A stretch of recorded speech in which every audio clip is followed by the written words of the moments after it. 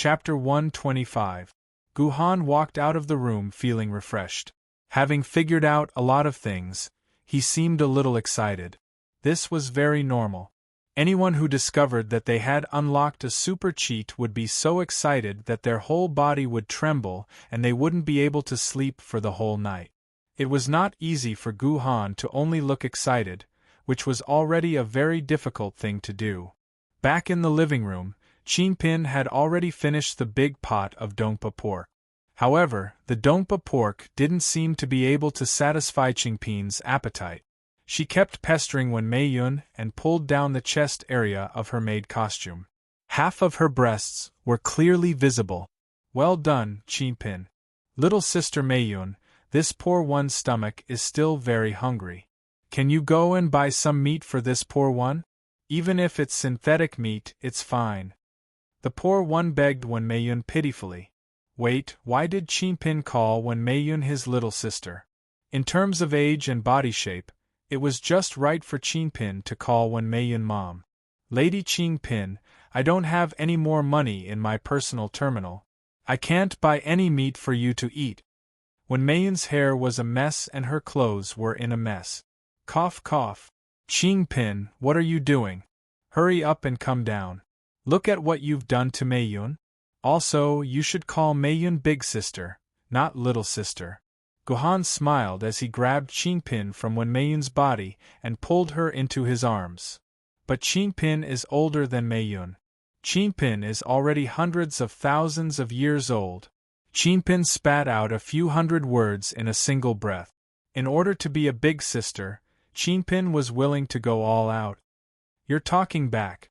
Guhan pinched Qingpin's mouth and then asked Wen Meiyun, who was tidying up her clothes, Meiyun, how much have you paid since you entered my house? About 1,000 yuan. Wen Meiyun lowered her head and said softly, Hey, take out your personal terminal. Guhan ordered. Wen Meiyun raised her right hand obediently. She knew that this meant that Guhan was transferring money to her personal terminal. Sure enough, Guhan also extended his right hand and touched Wen Meiyun's personal terminal. Go buy another 10 pounds of meat for Qingpin. Remember to buy natural, not synthetic. Natural. Wen Meiyun was a little surprised. Although the market price of natural pork wasn't as expensive as Chanel's 800 yuan per pound, it was still around 500 yuan. 10 pounds would be 5,000 yuan. Although Guhan didn't say it, Wen Meiyun could tell from some details that Guhan's agent should be very tight on money. The day before yesterday, he only had a little more than 100 yuan for vegetables, and he didn't even give it to her. Why would he be so generous and directly buy 5,000 yuan of pork? This master couldn't be thinking about her remaining 200,000 yuan, right? Wen Meiyun speculated anxiously. She carefully looked at the balance on her personal terminal, and then, with a red face, she quickly ran out of the house. Her master actually transferred 100,000 renminbi to her, and she actually suspected that her master was trying to cheat her of her money. She was really too petty. She felt so guilty. After watching Wen Meiyun leave the house, Guhan pinched Qingpin's nose. Alright, your meat is coming soon. Be happy. This is what Guhan should do. It's Guhan's responsibility to feed Qingpin and let Qingpin eat well and sleep well. Qingpin won't be happy. Although Qingpin said so, his face was full of joy. He wrapped his arms around Guhan's neck and kissed Guhan's lips lightly. This is your reward. Stinky Guhan. Guhan touched his lips in disbelief. My first kiss is gone just like that? This isn't my first kiss. It's just a kiss on the lip. Kids don't understand, this isn't my first kiss. Guhan comforted himself and grabbed the soft flesh on Qingpin's neck again. Qingpin, can I trouble you to return the sword? What? Are you going to play with Qingpin's body again?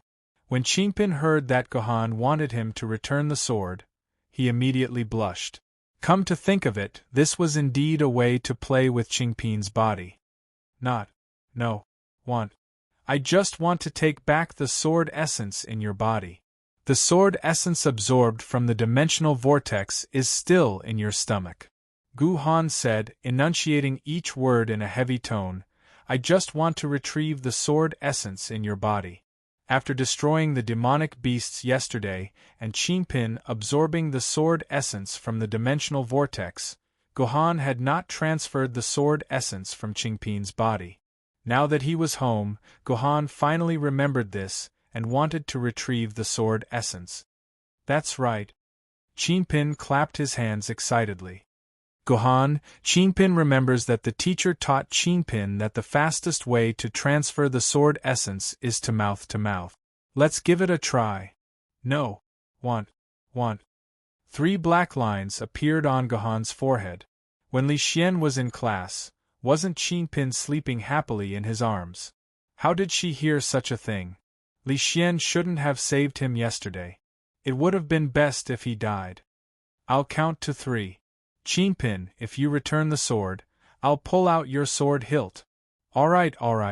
Qingpin, return the sword. Stupid Gu-Han, you're always playing with Qingpin. After leaving these words in a huff, Qingpin's body turned into starlight and dissipated bit by bit, turning back into Qingpin's sword in Gu-Han's hand. Gu-Han smiled helplessly and sat on the ground in a meditative posture. Then, he inserted Qingpin's sword into his collar and pressed the blade tightly against his chest.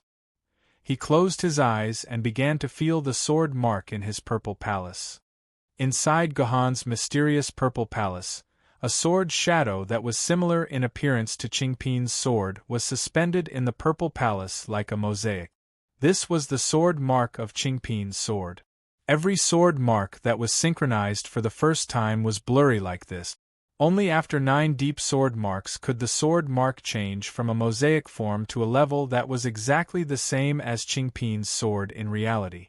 The clearer the sword mark in the purple palace, the more powerful the sword lady would be and the more skills she would be able to master. Gu-Han gradually attached his consciousness to the sword mark in his purple palace and controlled the sword mark to slowly float out of his purple palace. It appeared outside his body and gradually approached Qingpin's sword that was pressed against his chest. If someone were to look at Gu-Han at this moment, they would see a glowing sword-shaped light floating out from Gu-Han's chest. It slowly merged with Qingpin's sword, causing Qingpin's sword to emit a glowing light. Gu-Han, is that you? Have you entered Qingpin's body? After Gu-Han controlled the sword mark to merge with Qingpin's sword, he heard Qingpin's surprised voice. Yes, I'm in your body now. Gu-Han answered. Hee, is Qingpin's body comfortable? Not really. It's so tight that it's hard to breathe. Gu-Han honestly answered what he felt. After entering Qingpin's body, Gu-Han's consciousness could feel a severe sense of oppression, as if there was a terrifying existence inside Qingpin's body. Qingpin, inject the sword essence you obtained into my sword mark. Oh! Qingpin responded unhappily. A few seconds later, a ball the size of a longan floated to the side of the sword mark controlled by Gu-Han. This longan-sized ball of coal was all the sword essence Qingpin had obtained from the dimensional vortex. According to the information, if the sword essence mass perceived by the mind was the size of a longan, it meant that this ball of sword essence was about 50 quarks, which was similar to the upper limit of 50 quarks that the soul-grade Yuan Ko's dimensional vortex could provide. It seemed that this demonic beast was indeed a peak soul-grade Yuan Ko. Gu-Han thought silently. Suddenly, this ball of sword essence began to slowly disperse, gradually turning from a solid longan into a cloud. Then, this cloud slowly floated into the sword mark. This meant that the sword essence had officially begun to transfer. He didn't know if everyone had seen sand screening before. It was to sprinkle coarse sand with various small stones on a screen that looked like a window screen. The fine sand would leak through the screen, while the small stones would remain on the screen. At this moment, Gu-Han's sword mark seemed to be acting like a screen.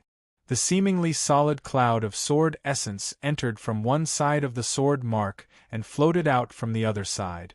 However, it became a lot looser.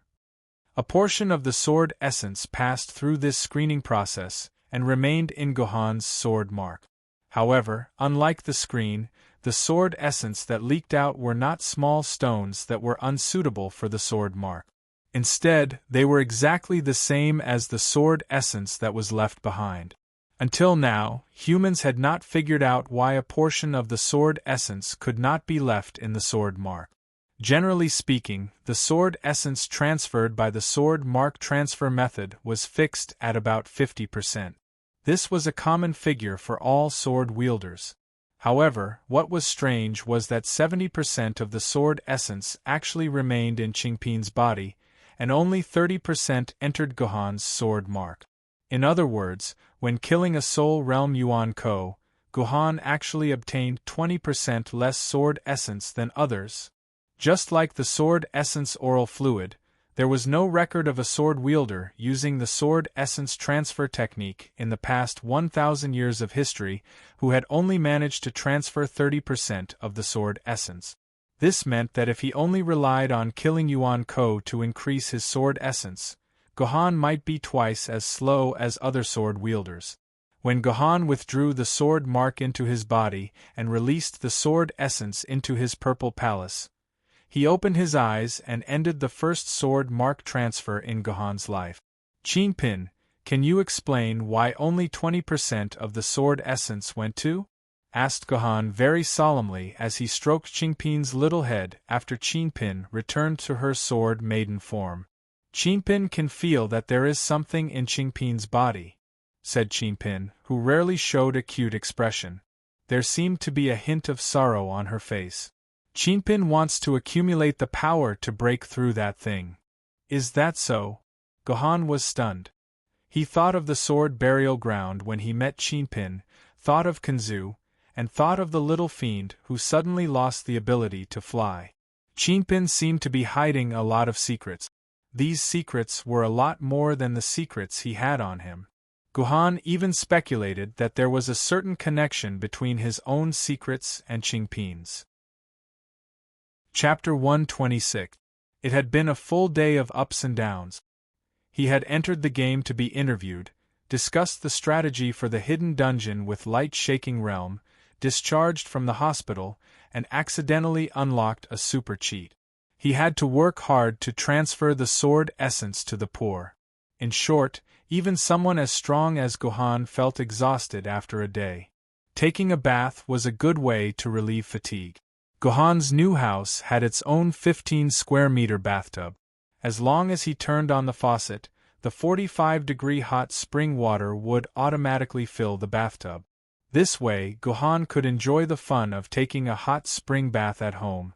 Soaking in the slightly hot spring, Gohan's fatigue began to fade. He emptied his mind and stopped thinking about the sword essence, the sword wielder, Yuan Ko, and hatred. He simply enjoyed this wonderful time in the bath. In the living room next to the bathroom, Qingpin was still making a ruckus. After showing a rare serious expression, she returned to her carefree state and grabbed Gohan's neck to ask for compensation. Fortunately, when Maiden came back in time and stuffed Qingpin's chattering mouth with a piece of delicious donpa pork. Have I already spent half of the 200,000 yuan I earned today? Gohan, who said he didn't want to do chores, couldn't help but worry about his wallet. He didn't know how long the 100,000 yuan he gave to Wen Meiyun could last.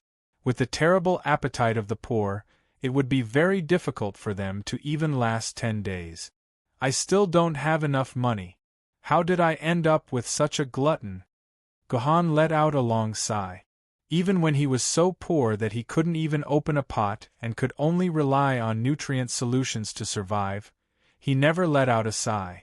In the end, how many times had he let out a long sigh when he thought that the unlucky Qingpin was cute? Master, can Maiden come in? When Maiden's question suddenly came from outside the bathtub. Through the glass door of the bathtub, he could see a graceful figure. What are you doing in here? Gohan was stunned. He had taken so many baths, but this was the first time someone planned to come in. Master, Maiden will serve you in the bath. When Maiden's words made Gohan's heart tremble. That's right, as a maid, It was every maid's duty to serve their master while he bathed. It was something that every maid had to do, and it had to be done well. Could a maid who couldn't serve her master comfortably still be a qualified maid? That's right, this was a popular benefit chapter. As an excellent novel with high morality, longevity, and high prestige, how could it not have these popular benefit chapters? Otherwise, how could the author be worthy of the eager and expectant gazes of the readers? In most cases, the hypocritical male protagonists with despicable morals would righteously reject the maid's request to serve and bathe them, displaying the image of a pure and innocent young man. And the maids would first be moved by the righteous male protagonist, then forcibly enter the bathroom and serve the protagonist. All of this was done willingly by the maids. It was caused by the evil class system, and had nothing to do with the pure and kind male protagonist. It's a pity that our frozen cold is destined to take an unusual path. Come in. Guhan didn't refuse hypocritically. He didn't even hesitate and directly called Wen Meiyun in. Thus, when Meiyun, who was blushing, slowly walked in, regretting in her heart that she had offered to serve Guhan in the bath. It was obvious that Guhan didn't know he had this obligation at all. Has Qingpin finished eating?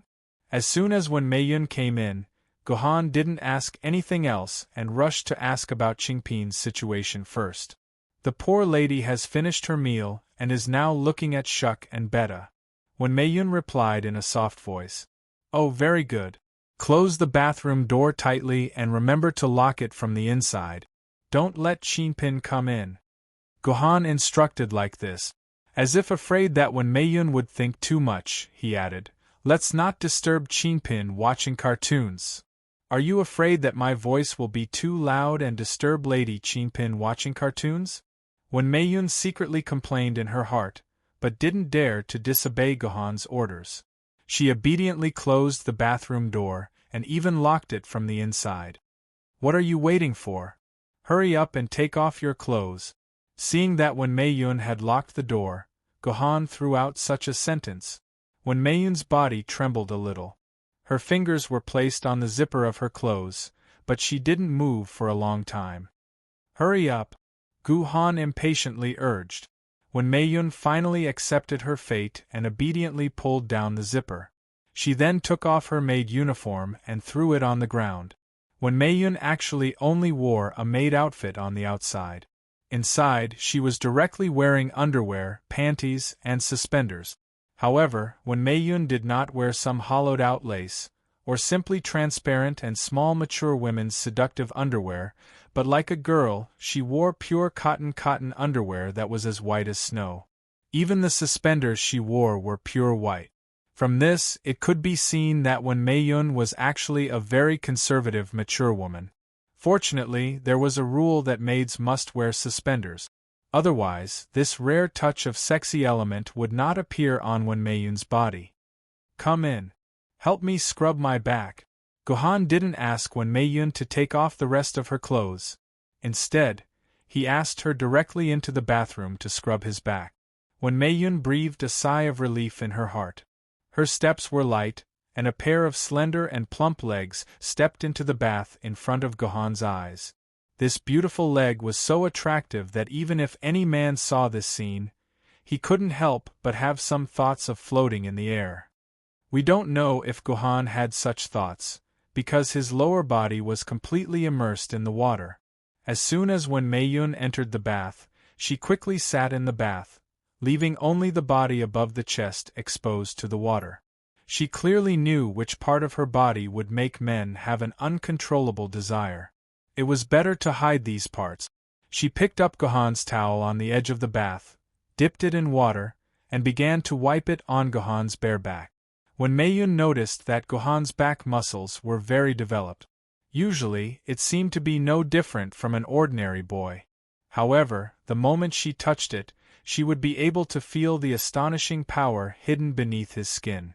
In addition, Wen Meiyun also noticed that there was a huge wound on Guhan's back that extended from his neck all the way to his waist. Wen Meiyun knew that this should be a knife wound, because her husband, Long Mei-er, also had a similar knife wound on his body. However, Long Mei-er's wound was on his stomach. When Mei-yun looked at the knife wound in a daze, she couldn't help but stretch out her hand, wanting to touch the wound. Looking at the wound, she felt as though she was looking at Long Mei-er. "Don't touch it!" Feeling when Mei-yun's hand movements, Gohan, who was lying on the edge of the bath, immediately berated, scaring when Mei-yun out of her world. She hurriedly started to scrub his back again. "You're curious? About this knife wound?" When Mei-yun's technique was exceedingly superb, causing Gohan's entire body to feel as light as a feather, causing his thoughts to return back to that time 12 years ago. This was left behind by a Jedi Knight. Although their lightsabers are called swords and look like swords, they're completely made using knife technique. Furthermore, even their knife techniques are unbearably crude. When I was 8 years old, I was already able to use sword techniques to beat them up. It's a pity that when I was 6 years old, I was still left with such a sword wound. What a joke. When Mei-yun did not say anything, as she didn't know what to say. Should she flatter and praise her master for being awesome? When Mei-yun continued to silently scrub his back. After scrubbing his back a dozen times, she started to shift her attention to Gohan's neck, arms, and thighs. These were the parts that an outstanding maid would have to take good care of. After when Mei-yun finished scrubbing Gohan's neck and arms, she moved on to his thighs. However, at this moment, when Mei-yun hesitated, if she were to scrub his thighs, it would mean that she would definitely touch that part of Gohan's body. When Mei-yun did not want to touch that part. Splash! When Mei-yun was still in a dilemma, but Gohan suddenly turned over, and the water splashed all over when Mei-yun's body. The cotton bra that was originally dry became wet in an instant. I don't know if any of you have seen the scene of a cotton bra getting wet, and then becoming somewhat transparent and sticking to the flesh. I have to say, this is a very beautiful scene. However, unfortunately, in order to not touch that warning line, the author could only skim over it. "Master, do you need Mei-yun to scrub the front?" Seeing Gohan suddenly turn over, when Mei-yun thought that Gohan wanted her to scrub the front. Gohan nodded, and when Mei-yun couldn't refuse, she could only start from Gohan's strong abdomen and start to scrub. When she was on Gohan's back, when Mei-yun could still avoid certain parts. However, once she was on the front, even if that part was submerged in water, when Mei-yun could still see it clearly. However, the strange thing was that in the face of such an alluring scene, that part did not change at all. It did not even have the slightest thought of raising its head. The expression on Gohan's face also became stranger and stranger. It was as if he had seen some kind of hilarious performance, or met with a happy event of 5 million falling from the sky, but he was holding his mouth, not daring to laugh out loud. Almost in an instant Gohan's personal terminal was flooded with such news. Respected sword wielder Gohan, someone in the game has read the paid post that your small account, Military Governor 12580, posted on the forum. I am Military Governor, I will personally explain how to get an SSS rating. After paying 5 renminbi and deducting 20% of the personal income tax, 4 renminbi has been automatically transferred into your personal account. Respected sword wielder Gohan, someone in the game has read the paid post that your small account, Military Governor 12580, posted on the forum. I am Military Governor, I will personally explain how to get an SSS rating. After paying 5 renminbi and deducting 20% of the personal income tax, 4 renminbi has been automatically transferred into your personal account. Respected sword wielder Gohan, someone in the game has read the paid post that your small account, Military Governor 12580, posted on the forum. I am Military Governor, I will personally explain how to get an SSS rating. I think it's very good and have tipped you 1,888 renminbi. After deducting 20% of the personal income tax, 1,510 renminbi. For has been automatically transferred into your personal account. Respected sword wielder Gohan, due to receiving too many similar messages, The system has automatically turned on the Do Not Disturb mode for you. You can click on this message to understand the accumulated messages. Chapter 127. This world was too crazy. 10 minutes ago, Gohan was still worrying about Ching Pin's food expenses. Now, Gohan was fretting over the various notifications. Logically speaking, Gohan was rich. Gohan was rich. In just 10 minutes, Gohan received more than 10,000 notifications. That's right, more than 10,000 similar notifications. They all told Gohan that someone spent 5 renminbi to read his guide post. These 10,000 notifications meant that the final income of 40,000 renminbi had been transferred to Gohan's personal account. However, this was only a small portion. It wasn't enough to make Gohan rich. What really made Gohan rich was the less than 1,000 tip. The lowest tip was 10 renminbi and the highest was 10 renminbi. Gohan scanned through the tips and realized that most of them were in the 100 renminbi range. There were quite a few tips that were as high as 588, 1888. The highest tip that Gohan saw was from a game ID called Soul Eater. This guy tipped Gohan 500,000 renminbi in one go. That's right, 500,000 renminbi. Gohan took a deep breath, then clicked on his account and checked his account balance. The total amount of 1.2 million almost blinded Gohan's eyes. What exactly happened?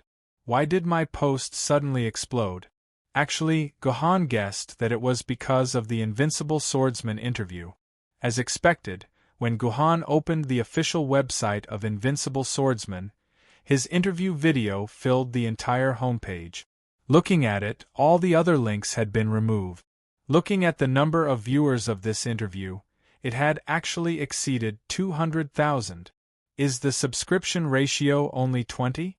This is going to be a flop. Gohan smiled as he thought of a joke from 1,000 years ago.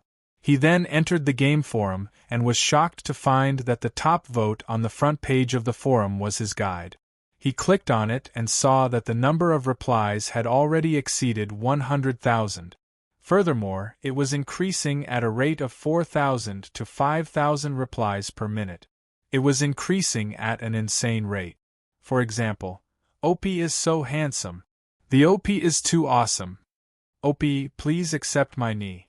OP, please post the Easter egg walkthrough for the Wudong Peak dungeon.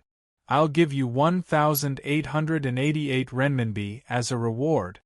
Comments like this were everywhere.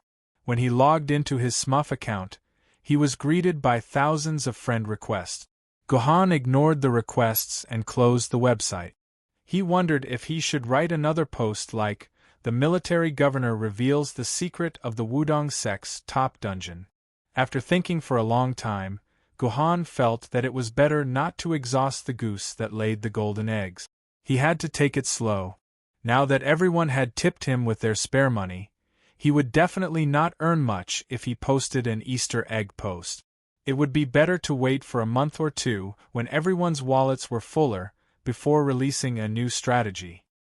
Since he couldn't post a new strategy post, Gohan thought for a while and used the military governor 12580 account to post a post titled, "Thank you, everyone. My post." Then, there was only one sentence. "Thank you everyone for your support. Please give your recommendation tickets, monthly tickets, and tips to a guy called Stormy Billows, who wrote the great novel Sword Maiden. This guy hasn't eaten for a month." It was already the third day when Gohan entered the game again. Before this, Gohan had spent all his energy reading and researching the history of King Arthur's defection and the various dungeon videos provided by Yaoguang. If it wasn't for the fact that today was the agreed day to collect the restored King Yu from Gongsun-ji, Gohan would probably have to research for a few more days. There was simply too little historical information about King Arthur. Gohan even went to Yuzhong City's library and stayed there for 2 days. As some of the information was stored in the library, it was not uploaded to the internet. It should be mentioned that the popularity of Gohan's post had gradually decreased. He only received a few 100,000 yuan a day, unlike the first day. At 23:59 that day, Guhan received a total of 48 million yuan. He paid off all the hospital's debt. After Guhan entered the game, he immediately contacted Gong Sun-ji. However, Gong Sun-ji stuttered. After a long time, he finally admitted to Guhan that the restoration of the King Yu's sword had run into trouble. Gong Sun-ji's personal workshop was his sword grave. The sword grave was unique to every player in the game. It was a house that existed in a dimensional space. It was the thatched hut that Guhan was assigned to when he entered the game. As long as he invested money, he could gradually upgrade his sword grave from a thatched hut to a 1-bedroom, 1 living room, 3-bedroom, 2 living room, villas, buildings, gardens, and villas. To enter his own sword grave, he only needed to think about it. To enter someone else's sword grave, he needed to go to the Quantum Transmission Center in Yuzhong City, enter the serial number of the sword grave he wanted to enter, and get permission from the owner. Guhan keyed in Gong Sun-ji's sword catacomb number into the Quantum Transmission Center and waited for almost 10 minutes. When Guhan almost thought that Gong Sun-ji had absconded with his sword lady, she finally received Gong Sun-ji's permission to enter the sword catacomb. Gong Sun-ji's sword grave was already at the level of a villa. Other than a small building, the rest of the space was occupied by Gong Sun-ji's forging room. When he entered the forging room, he saw a huge electric furnace the size of a shipping container. That's right, it was an electric furnace. It was a famous electric furnace produced by the Zeppelin High-Frequency Electronic Furnace Factory in Berlin Bay City. It was a new generation of high-tech products that used black fuel and was electronically controlled. The sky blue coating was full of sci-fi colors. With one press of the button, the temperature instantly rose to 6,000 degrees. The amazing German electric furnace was worth at least tens of millions. Guhan roughly understood why Gong Sun-ji was so poor. Is there a problem? It looks like it's already repaired. Guhan walked to the side of the electric furnace. Through the 3 layers of insulating glass, he could clearly see that the Yu King's sword was floating in the electric furnace. The various scars and cracks on its body had all disappeared. It looked no different from a normal Yu King with full durability. It only looks like it. Gong Sun-ji shook his head. Do you see? There's still a crack about 1 centimeter long on the hilt. It hasn't healed. I can't see it, Guhan answered honestly. Through the glass, he saw a crack that was less than 1 centimeter on a sword 10 meters away. Guhan knew that he did not have such eyesight. I can see it. Gong Sun-ji's eyesight wasn't as good as Guhan's, but the will of a swordsmith could magically merge with the electric furnace. He could use his mind to observe the condition of the sword lady in the furnace. It's been 3 hours. This crack has been smelted for 3 hours, but it still can't melt any further. It's still there. Then, what does this crack mean? Guhan asked. It means that the Yu King's Gojin sword's durability is stuck at 99%, and it's been stuck for 3 hours without any progress. At this rate, even if it's smelted for another 300 hours, there won't be any change. Gong Sun-ji also had a pained expression. Why is it like this? Guhan's face turned green. He had to go to the dungeon with Yaoguang's people tomorrow. How could he wait for 300 hours? I don't know either. I've already done all the steps perfectly. Gong Sun-ji sighed. I don't care. You're a swordsmith. I've already handed my sword lady to you. You must think of a way to repair the Yu King by today. Otherwise, you can return my deposit to me, and according to the rules, I'll compensate you 10 times the amount. Guhan was also very anxious, but he didn't know anything about swordsmithing, so he could only threaten Gong Sun-ji. When Gong Sun-ji heard that Guhan wanted him to pay 10 times the amount, he almost vomited blood. He already owed a lot of money. Where would he find the money to pay Guhan? As the saying goes, the wheel of fortune turns. Guhan was still in debt a few days ago, but now he could ask someone else to pay him back in the blink of an eye. I don't have any other way. Gongsun Ji scratched his messy hair and said unwillingly, "But that old guy should have a way. If it really doesn't work, I'll have to ask him, but he's asking for a very high price. I don't have the money to pay him." "Who's this old guy you're talking about?" Gohan immediately answered, "I'll pay for it. As long as the Yu King is repaired, I'll pay for it." What a pain in the ass. Gongsun Ji dialed the number with a bitter expression. "Hello, Dad, it's me. You're my son, okay, I was wrong, I'm your son is in some trouble, and the client has already asked me to pay 10 times the amount. Yes, pay, the client is willing to pay, not make you work for free." It turned out that the old guy Gongsun Ji was talking about was his own father. The old guy arrived very quickly. In less than 2 minutes, he appeared in Gongsun Ji's sword catacomb. "Brat, you haven't contacted your father for half a year. You're really something. Don't come to me for help if you can." As soon as he arrived at Gohan Ji's sword catacomb, the old guy hugged Gohan passionately and taunted him loudly. "Sir, you don't know, but this brat isn't skilled enough. I've scolded him so many times, but he refuses to learn. It's a complete waste of time for you to give him the business. How about this, let's sign a contract and become strategic partners. In the future, I'll give you a 9% discount." Gongsun Ji's father was also a jerk. As soon as they met, he immediately tried to steal his own son. "Gongsun Yu, if you say one more word, I'll kick you out immediately." Gongsun Ji couldn't take it anymore and exploded. "Tch." Gongsun Yu shrugged and walked in front of the electric stove. He asked disdainfully, "What's the problem that you, your detestable father, have to deal with it?" Gongsun Ji explained the situation of the Yu King to Gongsun Yu with a cold expression. Gongsun Yu's eyes lit up as he listened. He walked around the electric stove a few times and slapped his head. "I understand." Chapter 128. As for what Gongsun Yu understood, he did not say. However, he circled around Gohan a few times and sized him up from head to toe for a long time. Suddenly, he said, "Customer, the damage to the Yu King's Gojian sword should not be as simple as you said. It was only damaged by the dragon flames, right? Let me make a bold guess.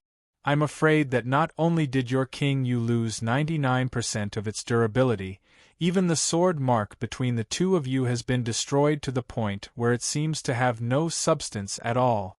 The reason why King Yu hasn't been able to repair it yet is because of your sword mark." When Gongsun Yu spoke, he had the air of a scheming and unfathomable charlatan. Gongsun Yu was completely unaware that he was already a million miles away from the truth. What sword mark being destroyed to the point where Gohan and King Yu didn't even have sword marks, okay? King Yu was a sword maiden that Gohan had grafted onto when Kanzu's fleeting year calendar was about to synchronize. This method was good in every way and didn't have any side effect. However, the biggest flaw was that there was no sword mark in the sword wielder's body. "I actually forgot that I don't have King Yu's sword mark in my body." Gohan blamed himself. He actually forgot that he didn't have King Yu's sword mark in his body. However, the strange thing was that Gohan had all the functions related to the sword mark. For example, the sword mark sound transmission, forceful command, forceful sword return, and other abilities to command and communicate with the sword maiden. Gohan didn't lack any of them and could do all of them. Thus, Gohan had always ignored the existence of the sword mark and felt that it didn't have much of an effect. Only when he repaired King Yu today did he realize that the sword mark had become the biggest obstacle to King Yu's recovery. "How is it, customer? Did I guess correctly?" It was a pity that Gongsun Yu didn't have a white beard. Otherwise, he would be the best candidate to play the role of an old Taoist priest. "Master Gongsun is very perceptive. Military governor, I admire you. Respect." Although Gongsun Yu's guess was wrong, he had actually guessed the crux of the problem. To a certain extent, damaged sword marks and no sword marks were the same thing. Therefore, Gohan simply took the opportunity to admit that Gongsun Yu had guessed correctly. Then, he asked the next question. Since Master Gongsun knows the cause of the problem, I wonder if you can repair King Yu and let her recover? Of course. Gongsun Yu's words made Gohan's heart lighten. It was good that it could be repaired. However, Gongsun Yu's tone changed. However, there is still a problem. What problem? Gohan's heart tightened. Could it be that repairing King Yu still required some rare materials? Of course it's about you lying to my idiot son. Gongsun Yu said angrily, how dare you hide the important news of the sword mark's damage from my son? I think you're a villain with ulterior motives. Gohan was speechless. In the blink of an eye, he had become a villain with ulterior motives. However, thinking about it, Gohan did hide such important information from Gongsun Ji. However, Gohan did not hide it on purpose. He truly did not know that the sword mark would become such a serious obstacle during the repair process. Old man, what are you saying? Don't insult my guest. Gongsun Ji yelled at his father unhappily. This is my business. I don't need a stinking old man like you to butt in. Shut up. You wastrel, idiot. You're a disgrace to the Gongsun family. Gongsun Yu knocked Gongsun Ji's head without any hesitation. You idiot. Do you know how much damage this will cause to the Gongsun family? If we can't even repair a mere famed sword lady, won't our Gongsun clan's reputation in the world of swordsmiths be ruined? Tisk, hasn't the Gongsun family's reputation been ruined in the hands of an old man like you? Gongsun Ji retorted. This time, it was Gongsun Yu's turn to be speechless. He snorted for a while, then ignored Gongsun Ji. He turned to Gohan and said, Guest, we won't do this business anymore. Also, you deliberately hid the damage and broke the rules of the swordsmithing world. Just you wait for the arbitration. You stinking brat, throw that sword out and return it to this evil guest. Things suddenly took a turn for the worse. Gongsun Yu was about to throw Gohan's King of Yu out of the furnace. Once it came out of the furnace, all the previous repairs would be in vain. Even if Gohan went to another shop, he would not be able to get the Gojian sword in perfect condition the next day. Fine, I admit defeat this time. Gohan shook his head and grabbed Gongsun Yu's shoulder. Stinking old man, you just want money. Tell me, how much do you want? I don't want to waste time with you. Gohan was rich now. He had a few million yuan in his bank account. He was a completely different person from the frugal Gohan from 2 days ago. What? You dare to call me a stinking old man? This is disrespect to the senior swordsmith. I'm going to complain to the arbitration. 100,000 RMB, humph. Do you think 100,000 RMB is enough to get rid of us? Open your eyes and see, our Gongsun family is not the kind of family that will bow down for 5 buckets of rice. 200,000. Our Gongsun family has a long history and is a swordsmithing family that has lasted for 500 years. Do you think a mere 200,000 RMB can humiliate our pride? 500,000. Ahem, look, my son, Gongsun Ji, is a famed sword master, and I, Gongsun Yu, am a 1 in a million spiritual sword grandmaster. A master swordsmith and a grandmaster swordsmith are working for you. Don't you think you're looking down on them with 500,000? 100! Gohan shouted. This is the most I can offer. If you ask for more, I'll go to the Peerless Sword Shop. Even the prices there aren't as high as yours. Okay, deal. It's settled.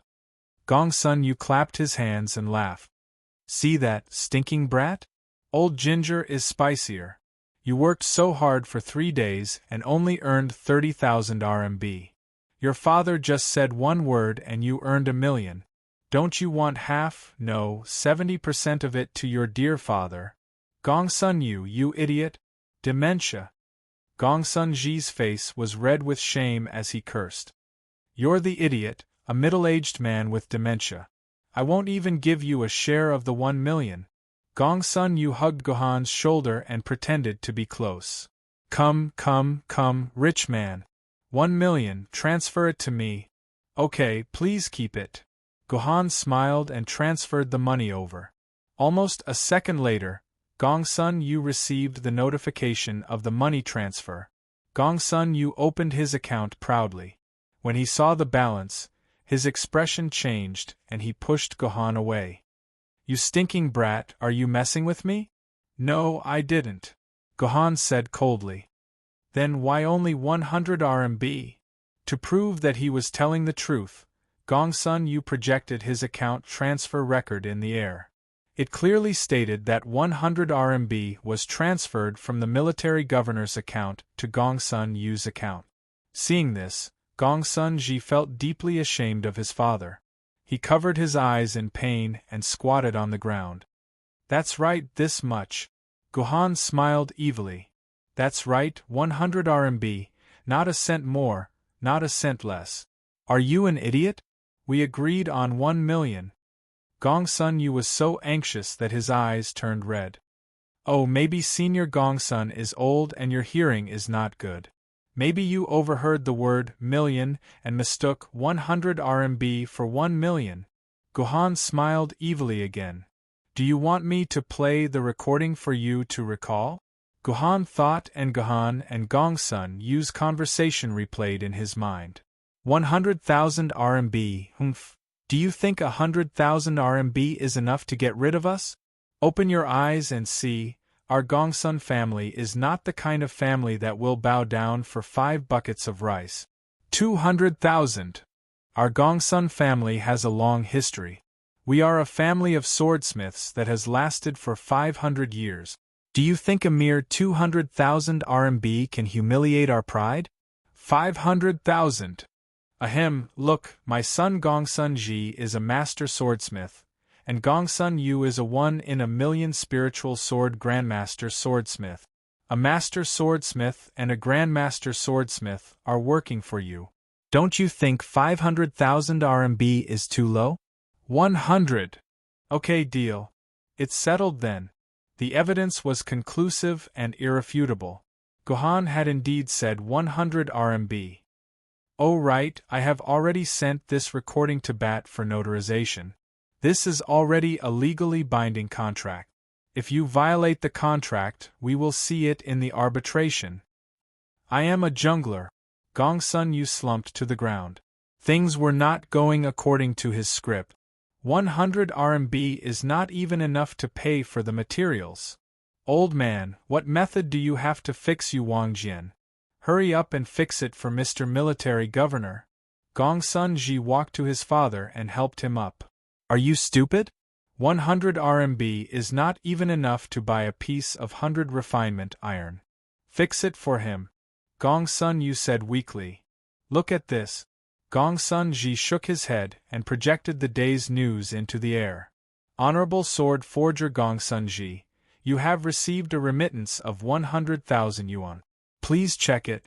Gongsun Yu, who was in a daze, suddenly heard a heavenly voice in his ears. This is the deposit. As long as Yu Wangjian fixes it, there will be another 100,000 renminbi transferred to you. Gohan patted Gongsun Yu's shoulder. How you split it is your son's business. Chapter 129. Brat, what's the highest temperature your German stove can reach? Gongsun Yu, who had recovered his energy, stood in front of Gohan Ji's stove. Just now, Gohan Ji had promised to give him half of the 200,000 renminbi, which was 100,000 renminbi. Therefore, Gongsun Yu immediately regained his fighting spirit and started to help Gohan repair the Yu King sword. The upper limit is 16,000 degrees, but if you turn off the safety settings, it can be raised to 18,000 degrees. Gongsun Ji answered honestly. Then raise it to 18,000 degrees. Gongsun Yu gave the order without hesitation. Although Gongsun Ji didn't like his father, he didn't doubt his father's order at all. He turned off all the safety measures and raised the temperature to 18,000 degrees, along with the warning that the furnace might explode if it went over 16,000 degrees. According to the order and weight I told you before, throw all the ingredients into the furnace. To repair the Yu King sword, Gongsun Yu prepared another batch of expensive materials. Guhan saw that there were more than 3 types of materials on the list that were priced at 20,000 renminbi per gram. This batch of materials would probably cost around 100,000 renminbi. When Gongsun Ji put all the materials into the stove according to the order and raised the temperature to 18,000 degrees, the small crack on the Yu King sword finally began to heal. The originally 1 centimeter crack gradually shrank to 8 millimeters, 6 millimeters, 4 millimeters, 2 millimeters, 1 millimeter. However, when the crack shrank to 1 millimeter, it stopped healing. It froze at 1 millimeter for an hour without any change. Old man, did you use the wrong recipe? Gongsun Ji could not help but question the situation. Shut up, why did I give birth to a stupid son like you? Gongsun Yu's words made Gongsun Ji choke. The Yu King sword was damaged along with the sword mark. If we don't repair the sword mark, even if the crack shrank to 1 millimeter, or 1 nanometer, it will still exist. But old man, according to what you said, the sword mark is not in the Yu King sword. Even if the Yu King cultivates for the rest of his life, he won't be able to repair the sword mark. Gongsun Ji said hesitantly. Yes, so we have to find a way to repair the sword scar. Although Gongsun Yu was talking to Gongsun Ji, his eyes were fixed on Guhan. Logically speaking, King Yu's sword mark should be inside Guhan's body. What do you need me to do? Guhan sensed Gongsun Yu's intention and asked in a deep voice. I don't know if Mr. Military Governor has heard of the legends of Mo Xie and Ganjiang sword? Gongsun Yu suddenly asked a somewhat off-topic question. I know. Guhan nodded. Legend has it that during the spring and autumn period, when the Middle Ages and ancient times were connected, there was a famous swordsmith, Ganjiang. He was as famous as the god of craftsmanship, Ojizi.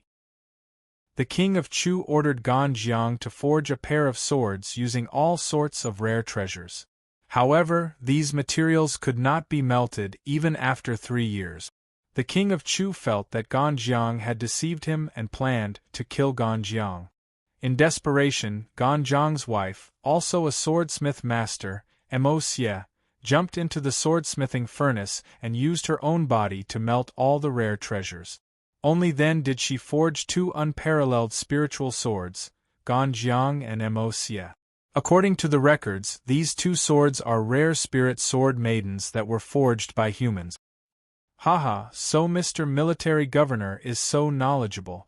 Then don't you know that today's incident with the King of Chu is similar to Ganjiang and Mo Xie 4,000 years ago? Old thing, what do you mean by this? My Gong Sun clan's swordsmithing path is upright and upright, the path of a sage on the inside and a king on the outside. How can we walk such a crooked path and harm the lives of others? Hearing Gongsun Yu's words, Gongsun Ji's expression suddenly changed. This Gongsun Yu actually wanted to use such an evil method? Stinking brat, what upright and upright? It's all a lie to idiots like you. Which famous sword, spiritual sword, or immortal sword doesn't come with blood? Gongsun Yu's face was full of disdain. Mr. Military Governor, that's all I have to say. Whether this King of Chu sword succeeds or not depends on your own opinion. After all, the sword mark is in your body. Gongsun Yu's so-called method was for Guhan to learn from Mo Xie 4,000 years ago and jump into the furnace, using his own body and the sword mark to smelt the King of Chu sword. Who asked the sword mark to be in Guhan's body? Guhan hesitated. It wasn't that he was afraid of death. After all, this was a game and he wasn't in a dungeon. If he died, he would immediately revive. What Guhan was hesitating about was that he didn't have any sword mark in his body. If he jumped in, it would probably be useless. However, this was probably the only way to save the King of Chu sword. Guhan stood in place, not moving. "Oh right, Mr. Military Governor, I have to remind you of something. If you decide to jump in, please stab the King of Chu sword into your mind palace before you die." Although the temperature inside is as high as 18,000 degrees, you should be able to live for about 5 seconds. You'll be able to experience the closest feeling to hell in this world. Then may I ask, Mr. Military Governor, have you made up your mind? I've made up my mind. Open the furnace. Tisk tsk, I didn't expect someone to be willing to jump in. Although there's no need to be afraid of death in the game, the 5 seconds of hell are like that. Gongsun Yu clicked his tongue in praise when he saw Gu Han jump down from the top of the furnace without any hesitation. As for Gongsun Ji, this was the first time he had seen someone die for the sword. He stared at the scene inside the furnace through the glass. The moment Gohan fell into the furnace, he pounced at the King of Chu's sword floating in the furnace.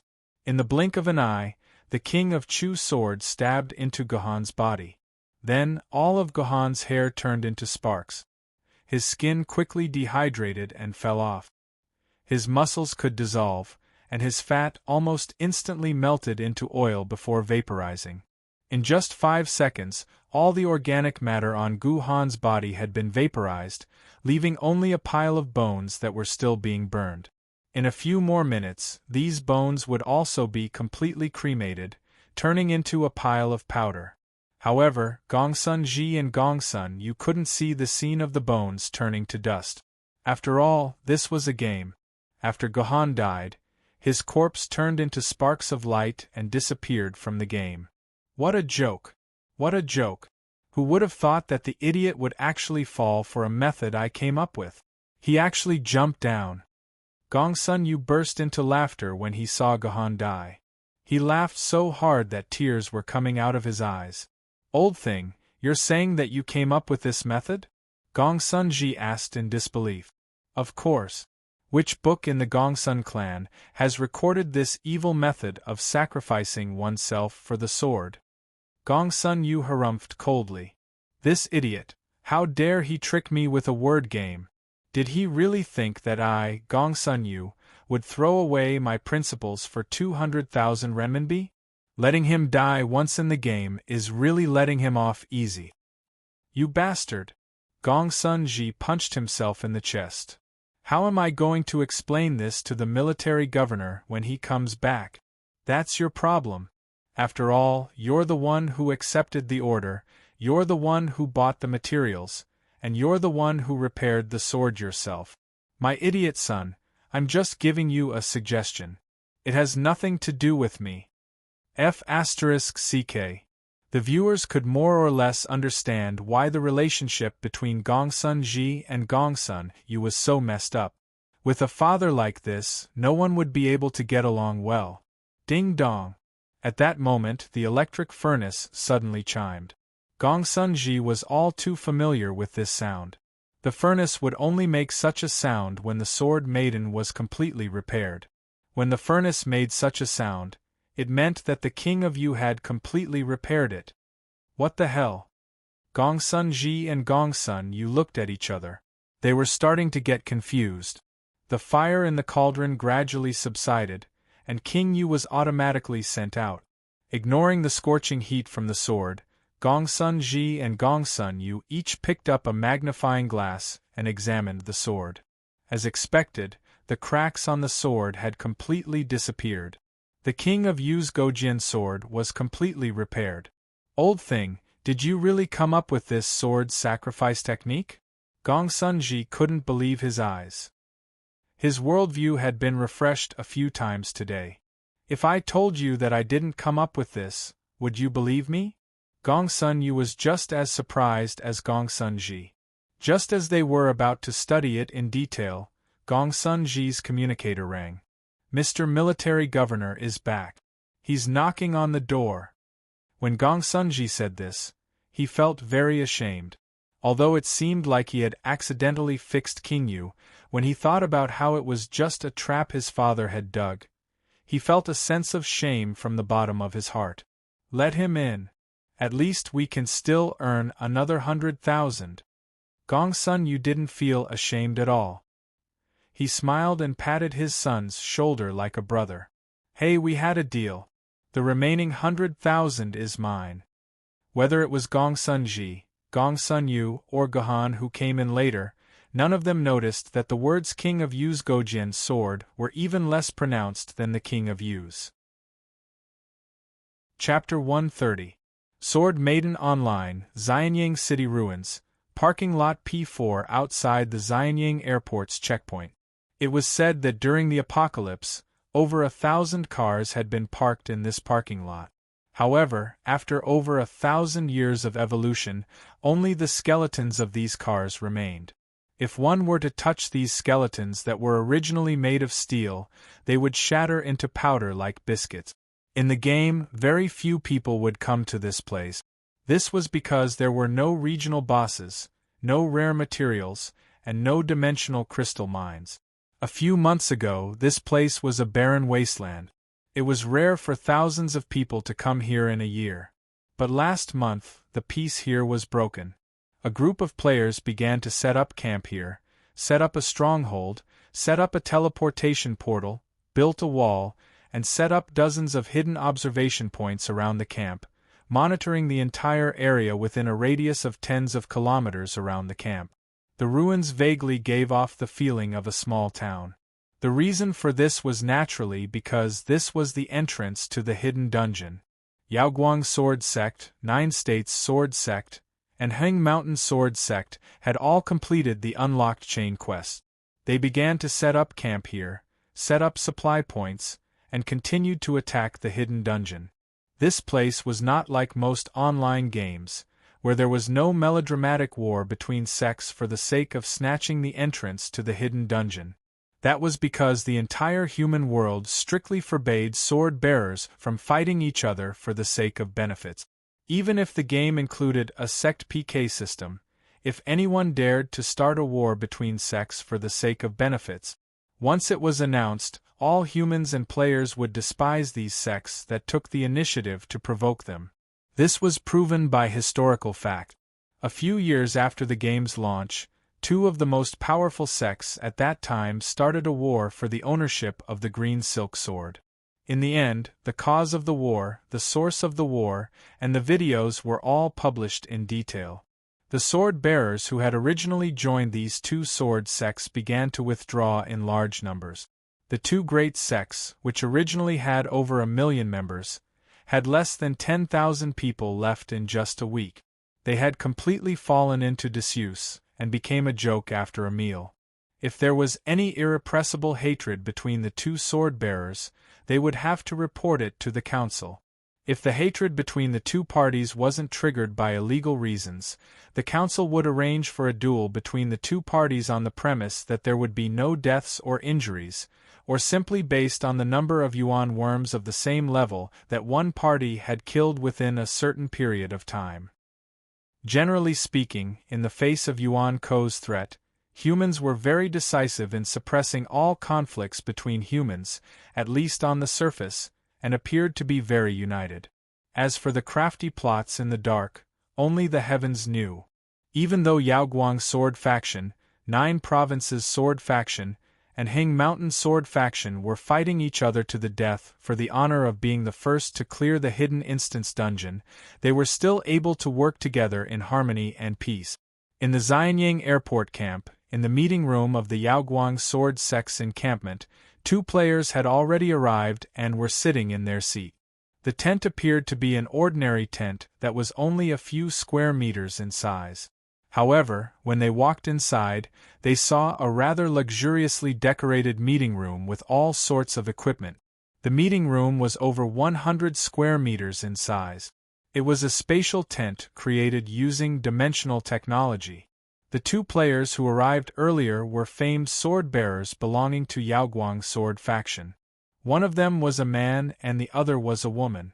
The woman's face was delicate and seductive. Her smile was sweet and she gave off the air of a prostitute. As for the male sword-bearer, he was a bald man with muscles all over his body. He looked very valiant. "Hong Yu, did you hear? Yesterday, that Planet Watcher guy went back. The sect master gave him special permission not to get involved in this mess anymore. I really envy him. Don't waste time here," the bald man grumbled in dissatisfaction. "What is there to envy? Now that Planet Watcher is gone, it means he's done with the quest rewards. The sect master has promised us that all the non-sect props we get from the instance dungeon will belong to us, the female sword-bearer said disapprovingly. That's if we can clear that D***Mned instance dungeon. It's been 15 times already. I've had enough of it. There's nothing worse than repeating the same instance dungeon every day.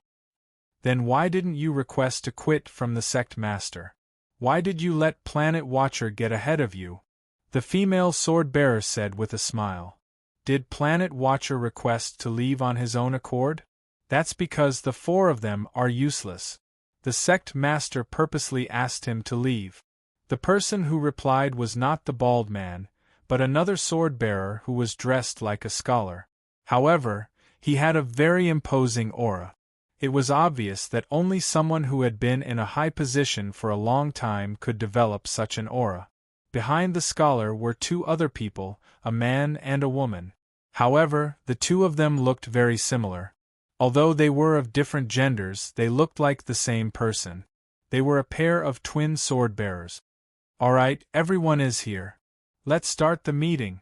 Shushing naturally sat on the main seat. It seemed like he was the leader of this small team. Then, the pair of siblings sat on the left side of Shushing, while the other 2 sat on the right side of him. What meeting is there? Without 6 people, we can't even enter the instance dungeon. The Baldy muttered under his breath. The scholar glared fiercely at him, and the Baldy immediately shut his mouth. Last night, the sect master and I chatted offline for the whole night. Today, I have a few things to announce. The relationship between the scholar and Yaoguang seemed to be very close. Otherwise, they would be so close that they would talk offline. The others also knew that the scholar and Yaoguang knew each other in real life. Therefore, they were not curious about the face-to-face conversation. First, Planet Watcher has been expelled from our pioneering team due to some inactive comments. Second, there will be a new member joining us. This is a powerful helper.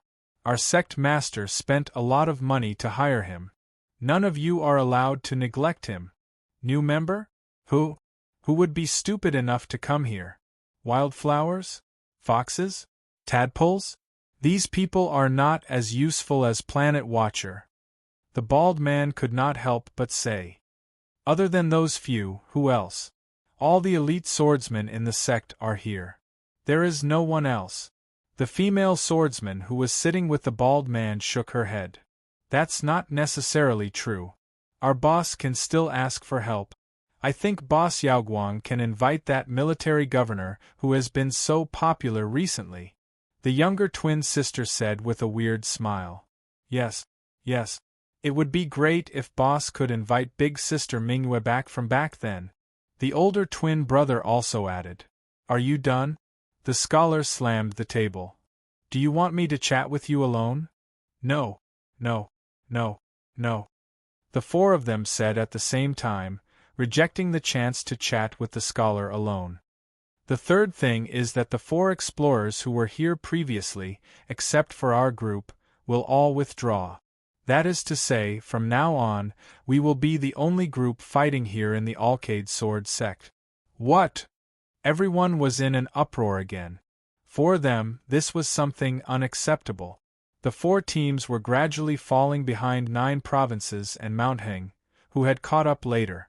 What was the point of retreating 3 more teams and leaving only one of them? They could just give the first place to someone else. Fourth, the scholar ignored the uproar and continued, from today onwards, I will step down from my position as the team commander. The new member will be the team commander. After saying this, the scholar stood up from the main seat and walked to the bald man's side. He sat down on the spot where Planet Watcher was. Great, the team was in an uproar. Why can a new member take the position of commander? I, Steel Centipede, will be the first to disagree. That's right. Magic Pen is doing well. If not for him, we won't even reach 60%. He is just a new member. Why? Forget it. I don't want to do this dungeon anymore. I will leave now. If Boss Yaoguang fires me, I will accept it. I can't stay here anymore. The entire conference room was noisy. As for Brilliant Pen Scholar, who had caused all of this, he kept his head low and didn't say a single word. No one knew what he meant. What's with the noise? Do you all want to rebel? The curtain of the tent was lifted, and Mingyu walked in with her long legs, her face cold. Seeing Mingyu, everyone who was making a ruckus just now immediately became quiet out of fear, not daring to say a word. They could only sneak a few glances at Mingyu to see if this big sister's temper had subsided. Speak. Say something. Bright Moon of that year slammed the table a few more times. How dare you all rebel, especially you, Steel Maiden Meatball. You little brat, you're getting more and more daring. How dare you talk about expulsion? Do you believe that I won't throw you back to Yao Guang right now? Sister, I was wrong. Steel Man knows his mistake. Please calm down, calm down. The ferocious-looking steel centipede, who was cursing non-stop, suddenly became as attentive as a eunuch.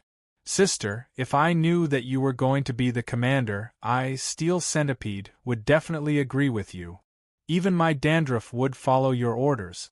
I wouldn't dare to disobey a single word. Calm down, calm down. Sikong, you are right. Big Sister Bright Moon has been invited back by the sect leader. The twin sister whispered to her brother. You see you, do you think that I can't hear you if you speak softly? Let me tell you, when I said that I would sever my relationship with Yao Guang's sword faction, I severed my relationship with Yao Guang's sword faction. I, Bright Moon, won't participate in the matters of Yao Guang's sword faction. What? Steel Man was stunned. Big Sister, if it's not you, then why did you come to this godforsaken place? I came to accompany my friend. He is your new teammate and commander. Yao Guang knew that you guys would cause trouble for my friend, so he asked me to come here to ease your anger. Bright Moon snorted coldly and pulled Gohan, who had entered without anyone knowing, to her side. Let me introduce you guys. This is your new teammate and commander, the famous strategy master, Mr. Military Governor.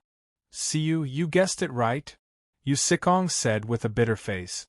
She was convinced by her sister. Chapter 131. During this period of time, the commander's name was like thunder piercing the ears. On the forums, Tieba and QQ groups, everyone was discussing the commander's strategy for the King of Yu Gojian Jian Jian instance dungeon. They also called Guhan's strategy for throwing a coin, closing his eyes, and flying straight to the third mission, Hand of God, the world's #1 strategy. Especially when the new players entered the game and followed this strategy, they successfully increased the S-rank clearance rate from less than 1% to 16%. All kinds of free glory fell on Gohan's head. Gohan naturally became the #1 internet celebrity in recent times. There was even Gohan's personal Tieba, personal fan group, and fan Weibo. It was said that the number of followers of the military governor's personal 8-city alliance support group had exceeded 100,000 people. It was a cause for celebration. Of course, as the game experts, the few members of the Yaoguang Sword Sect's pioneer group did not take military governor seriously. Their expressions were still vaguely filled with provocation. It was only because Mingyu was there that no one dared to do anything. This is the famous commander, and also a good friend of Big Sis, my good brother. I won't talk nonsense with you about his abilities. If you don't know, you can go online and check it out. You don't even need to search for keywords. He is the #1 trending topic. Mingyu first introduced Gohan in a domineering manner. Hello. Gohan nodded and showed his name. He did not say anything else. Military Governor, let me introduce you. Although these guys are useless except for Magic Pen, they are the absolute elites of Yaoguang. In the game, they are the top experts. Then, Mingyu introduced all 5 of them in detail. Mingyu first introduced the former team leader, a sword wielder who looked like a scholar. His full name was Splendid Magic Pen Lansang Jiang. Because the name was a little long, people were used to calling him Magic Pen. As soon as Magic Pen entered the game, he stayed with Yaoguang. He was one of the founding elders of Yaoguang's sword sect. Wondrous Brush had the nickname Wondrous Brush Scholar in the Alcade sword sect. He was known as the #1 strategist of the Alcade sword sect. Many of the famous battles and activities of the Alcade sword sect, as well as development plans, were all carried out under Wondrous Brush's guidance. In the Alcade sword sect, in terms of prestige, the first would naturally be the sect leader Alcade. The second would probably be Bright Moon, but the third would definitely be Miaobi. In this hidden dungeon, Magic Pen acted as the commander and strategist of the 4 teams.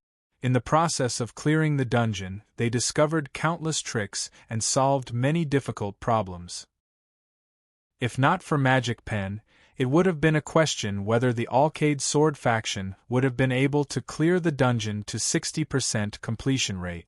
However, for the threshold of 60%, Magic Pen had been delayed for more than half a month and still couldn't figure out where to attack. Therefore, in the face of Yaoguang's suggestion to change the commander, although Magic Pen was somewhat disgusted, he did not object. Magic Pen was not only resourceful, but his strength was also extraordinary. According to Mingyu, Magic Pen's sword element had broken through the threshold of 100,000 quarks sword spirit sword wielder 5 years ago, and now it had reached more than 300,000 quarks. However, Magic Pen had tried almost all the spirit sword level tokens that he could find, but he still couldn't find a spirit sword level sword lady that could synchronize with him, so he had been stuck at the famous sword level. This was not a rare thing. Countless famous sword level sword bearers were like Magic Pen, stuck at this level.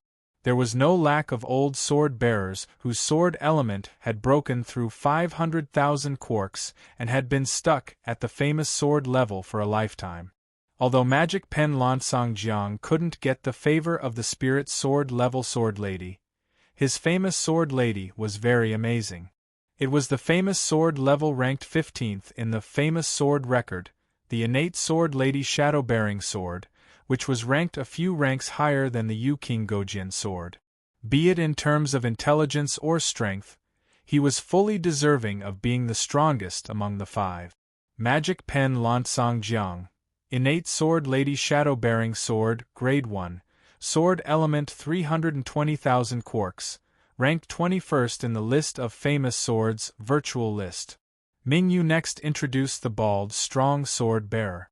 He looked mighty and majestic, with an extraordinary body shape. His name was also very fitting, called Steel Melon Meat Bullet, or Steel Melon for short. Using Mingyu's words to describe Steel Melon, he was a scoundrel, reckless, easily angered, and calculative. However, he was very loyal to his brothers and friends, and kept his promises. Once, in order to help his friend obtain a famous sword token, he had cleared the same instance more than 300 times, for a full half a year.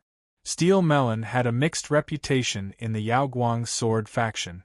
He had many friends, but he also had many enemies who disliked him.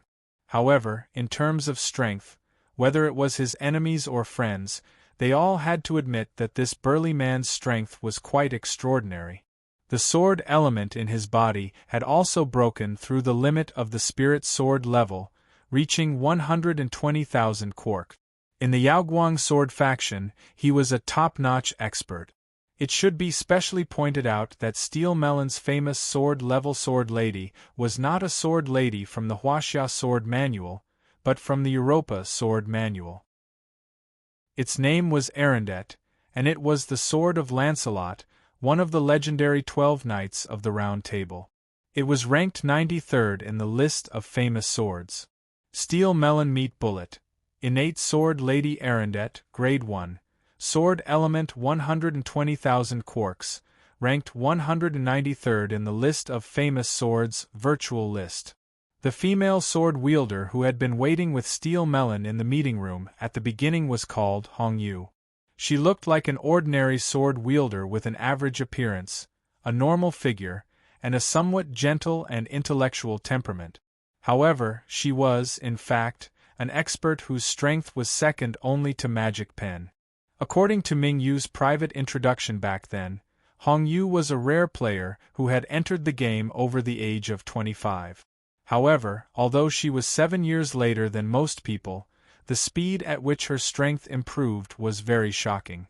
In 3 months, she had become a treasured sword, in half a year, and in 2 years, she had crossed the threshold of a spirit sword. This year, Hong Yu had just turned 30, but her sword element had already reached 150,000 quarks. Hong Yu was also very famous in the game world. The battle that made her famous was during the opening battle of the Yaoguang sword faction. She had single-handedly held back 10 Flood Dragon level Yuan Ko, and then, with a first Madame Gongsuan's sword dance, she had killed all 10 Flood Dragon level Yuan Ko. That's right, Hong Yu and Gohan were both sword masters with outstanding strength. Hong Yu liked Yaoguang very much, and it was because she wanted to pursue Yaoguang that she had joined the Yaoguang sword faction. This was no secret among the disciples of the entire sword faction. It was said that Hong Yu had confessed to Yaoguang more than 50 times, but Yaoguang had rejected her every time. Hong Yu was not stupid. If this time didn't work, she would try again. It was said that Hong Yu had once said that even if Yaoguang got married and had children, she would be the third wheel. What was interesting was that Hong Yu's famous swordswoman was the same as her in-game name. She was also called Hong Yu. She was the legendary first Madame Gongsun, the Grandmaster of Sword Dance in Du Fu's famous poem, watching first Madame Gongsuan's disciple sword dance. She was ranked 81st on the famous swords record. Hong Yu, born swordswoman. Hong Yu, first grade. Sword essence, 150,000 quarks. Ranked 56th on the famous swords virtual ranking. Finally, there was the pair of twin siblings. The older brother was called Yu Sikong, and the younger sister was called Yu Siu. They were born less than 2 minutes apart. Yu Sikong and Yu Siu had a telepathic connection since they were young. Their hearts were connected and they flew together. That's right, they flew together. Legend had it that the twin siblings had decided to abandon the prejudice of the world in real life and be together bravely. Both of them had reached 100 quarks of innate sword essence at the same time. They entered the game at the same time and became ancient, treasured, and famous swords at the same time. Even their growth rate was the same 80,040 quarks of sword essence. Their swordswomen were very rare. Only twins could successfully synchronize and coordinate their swords. Dual swords. Sword pairs were very rare and difficult to synchronize and coordinate. Because they were a pair, 2 swordswomen were needed to synchronize and coordinate their swords successfully. However, a pair of swords was actually a sword, and they could only be used when their hearts were in sync. Normally, 2 people could not synchronize their hearts and mind. Only natural twins could achieve this by relying on their innate advantages. Only twins could synchronize and coordinate their swords. As the strongest pair of swords among the famous swords, dual swords were divided into male and female sword. The female sword was called Yang, and it was wielded by Yu Sikong. The male sword was called Yu Siu, and it was wielded by Yu Siu. When the 2 of them fought alone, their strength was only above average among the famous sword. However, once the 2 swords worked together, their combat strength would shoot straight to the peak of the famous sword. They could be said to be invincible under the famous swords. Yu Sikong, born swordswoman, dual swords, Yang, grade 1, sword essence 80,000 quarks, ranked 971 on the list of famous swords, virtual ranking. Yu Siu, born swordswoman, dual swords, Yang, grade 1, sword essence 80,000 quarks, ranked 972 on the list of famous swords, virtual ranking. Yu Siu, born swordswoman, dual swords, Yang, grade 1, sword essence 80,000 quarks, ranked 972 on the list of famous swords, virtual ranking. After listening to Ming Yu's introduction, Gohan said that it was still a little stressful for Gohan to lead such a pair of powerful teammates. Yes, it would be more troublesome to subdue them. In fact, Gohan felt that it was not how strong the teammates were, but how obedient they were. Chapter 132. In the City of Two Moons, a certain player was fighting the boss Yuan Ko with his party members. Suddenly, a message reached the player's ears. Then, the player's mind wandered and his sword maidens lost their commander. Then, they were beaten up by the boss. "Hey, passerby, are you crazy? What are you thinking?" Passerby A's party member immediately shouted at Passerby A. "Military governor! That military governor!" Passerby A was very excited. "That military governor has joined our Yaoguang sword faction." What? What? What? The players in the same party were all shocked by this news. Then, the artificial sword maidens who had lost their commander were all stunned. This party that could have defeated the boss was instantly wiped out. This scene happened in different places at the same time. This was because all the players in the Yaoguang sword faction received a notification at the same time. The star player, military governor, had joined the Yaoguang sword faction. This news instantly spread from the mouths of the members of the Yaoguang sword faction to the other players. Then, it quickly swept through the entire forum. The Yaoguang sword faction instantly gained a new sense of existence in the eyes of all the players. Their reputation rose by quite a bit. Even if they did not get the first clear in the end, it was still worth it for the Yaoguang sword faction to spend so much money to invite Gohan. At the same time, the news of military governor joining the Yaoguang sword faction also reached the ears of the various sword sections. As an important piece of information, it was handed over to the sect leaders of the various sword sections. Most of the sect leaders did not care about this news. He was just an ancient sword-tier swordsman, an internet celebrity with a short shelf life. Perhaps his ability to clear dungeons was outstanding, but that was all there was to it. It was not worth paying attention to. However, the 9 States sword faction and the Hung Mountain sword faction were very concerned about this. As they were also in the King Arthur's betrayal dungeon, they naturally knew what it meant for the military governor to join the Yaoguang sword faction. The sect masters of the two sword sects passed down orders to the raid squads under them to speed up the instance dungeon. At the same time, they ordered them to scout out the situation at Yaoguang sword sect's campsite. A few minutes later, they received news that Yaoguang sword sect had withdrawn 3 of their raid squads. Only the strongest raid squad was left, and it had entered the instance dungeon 3 minutes ago. System notification. Player military governor, welcome to King Arthur's betrayal instance dungeon. Quest objective. Find the imprisoned King Arthur and bring him back to Yanjing Bay City. System announcement. Main quest has been updated. Quest 1. Search the battlefield. Your team has discovered a high-energy reaction nearby. It seems to be a battle between Yuan Ko and the Sword-Bearer. Please find and arrive at the quest location within 10 minutes. If the quest is not completed within 10 minutes, the instance dungeon will fail. System notification. Special prompt. If you encounter any wandering Yuan Ko, please kill them immediately. Otherwise, they will issue a warning and attract all the Yuan Ko in the entire stronghold to attack you. Mr. Military Governor, do you have any instructions for us? The Steel Melon Bullet asked as soon as they entered the instance dungeon. It was obvious that he wanted to pick a fight with Gohan. Back then, when Minghui was not by his side, the Steel Melon Bullet had not been polite to Gohan. Not at all. Gohan wanted to shake his head. I have already said it before. This time's command is still Magic Pen. You guys will continue to carry out the raid in your original way. This time, I will only be a spectator and participant. Before entering the instance dungeon, Gohan had made an agreement with Magic Pen and the others. This was the first time they entered the instance dungeon. Gohan would not be giving any commands. The authority to give commands would still belong to Magic Pen.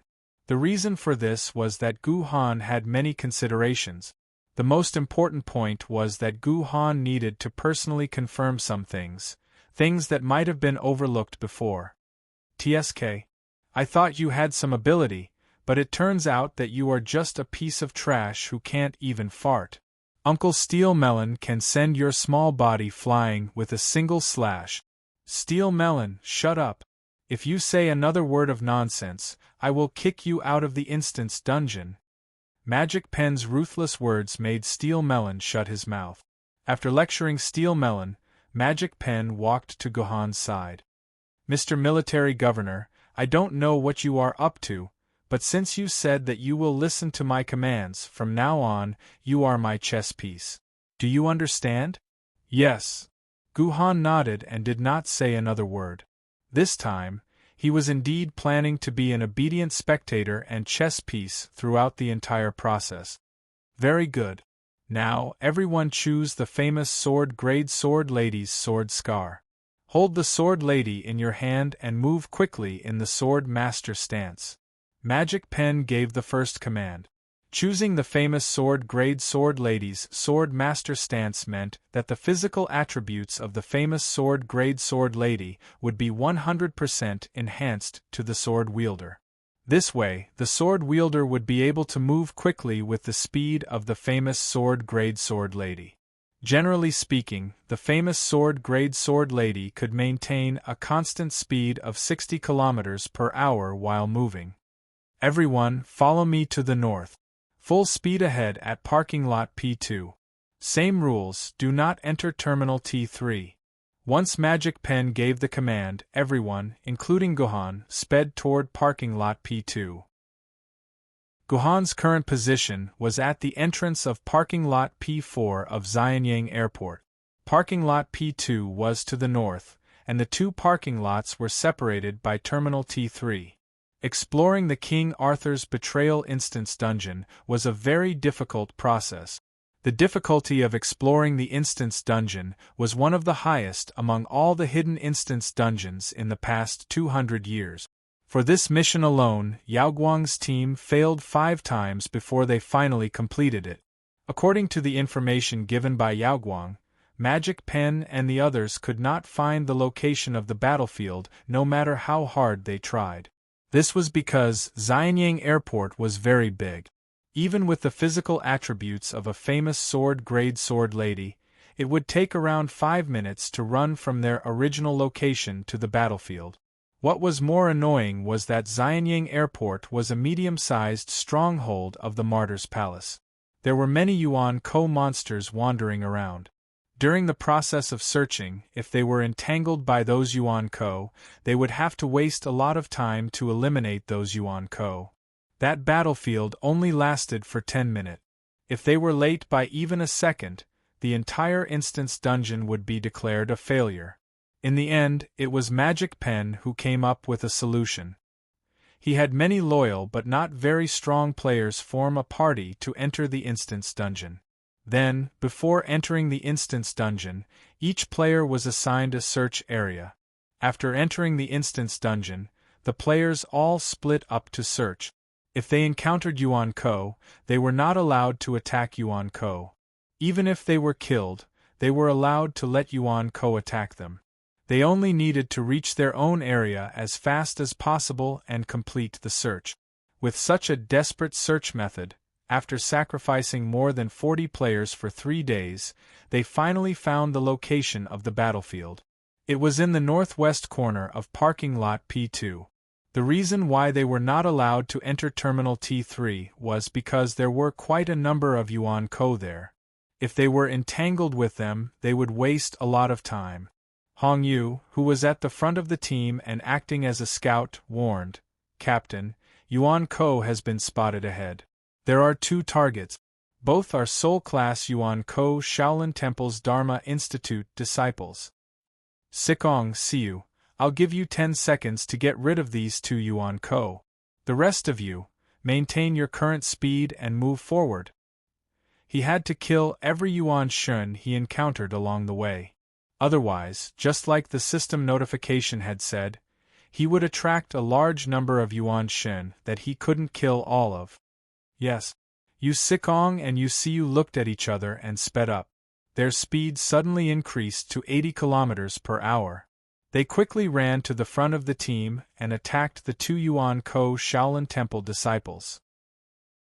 At the same time, the twin swords in the hands of the Yu siblings, the female sword and the male sword, also turned into specks of starlight, materializing into the form of a sword maiden. The pair of sisters, who were not tall but looked very cute, charged toward the two pitiful Shaolin disciples. They were a pair of sisters. One had dragon horns on her head and wore a golden dress.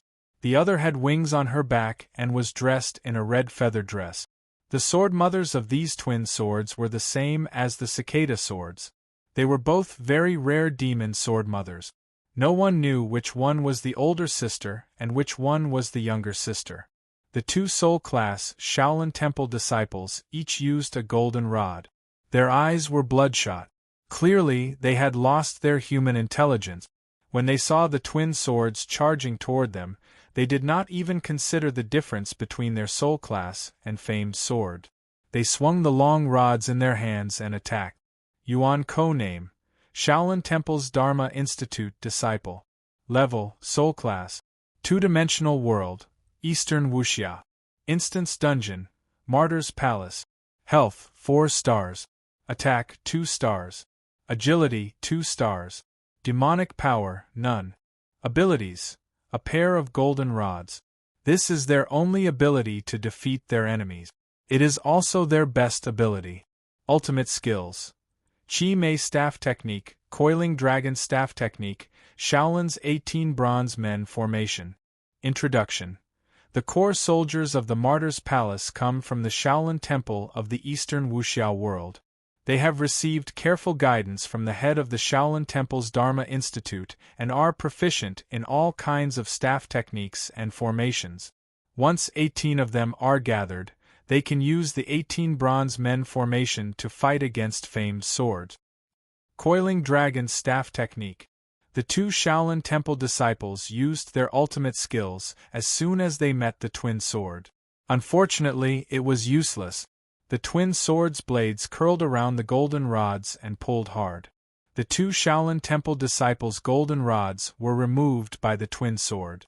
This was the twin sword's basic skill: male and female coil. Consumes 10% of the shield's energy to remove Yuan-Ko's weapon and prevent him from picking it up again for 5 seconds. The success rate depends on Yuan-Ko's level. Without a weapon, the Shaolin Temple disciples' strength dropped by more than half. Without any suspense, they were killed by the twin swords in less than 8 seconds. Chapter 133. The Yu siblings displayed their astonishing strength. Although it was a battle between a famed sword-rank sword lady and a soul-rank Yuanjun, 8 seconds of battle time was a bit too much. Normally, a famed sword-rank sword lady would need around a minute to deal with a soul-rank Yuanjun. The team advanced at a uniform speed past the location of the previous battle, and the Yu siblings just happened to return to the team. Captain, we've discovered Yuan-Ko ahead. There are 6 targets, 4 Viking Berserker warriors and 2 Indian Grand Shaman sorcerers. All of them are soul-rank Yuan-Ko. Not long after, Hong Yu sent another warning. This time, the number of Yuan-Ko had reached 6, and they were a team with both melee and ranged fighters. Steel Centipede Hong Yu, you have 20 seconds to get rid of them. This time, Clever Pen assigned Steel Centipede and Hong Yu to each team. Haha, Steel Centipede has been eagerly waiting to make his move. Steel Centipede excitedly howled and threw Arendate towards the positions of the 6 Yuan-Ko. Arendate completed his Sword Maiden transformation in midair, transforming into a warrior shrouded in smoke and wearing pitch-black armor. Arendate's armor could be said to be seamless. Apart from the 2 holes on his helmet, not even a trace of light could shine through. Arendate's entire face was covered by the helmet, making it impossible to see what he looked like. At the same time, the group of Yuan-Ko also discovered Arendate. 4 Viking Berserker warriors took the lead, brandishing their giant axes as they charged towards Arendate. These Viking Berserker warriors were the most valiant warriors among the Vikings. They were the elite warriors selected from various tribes, and their muscles and willpower were strengthened using secret technique.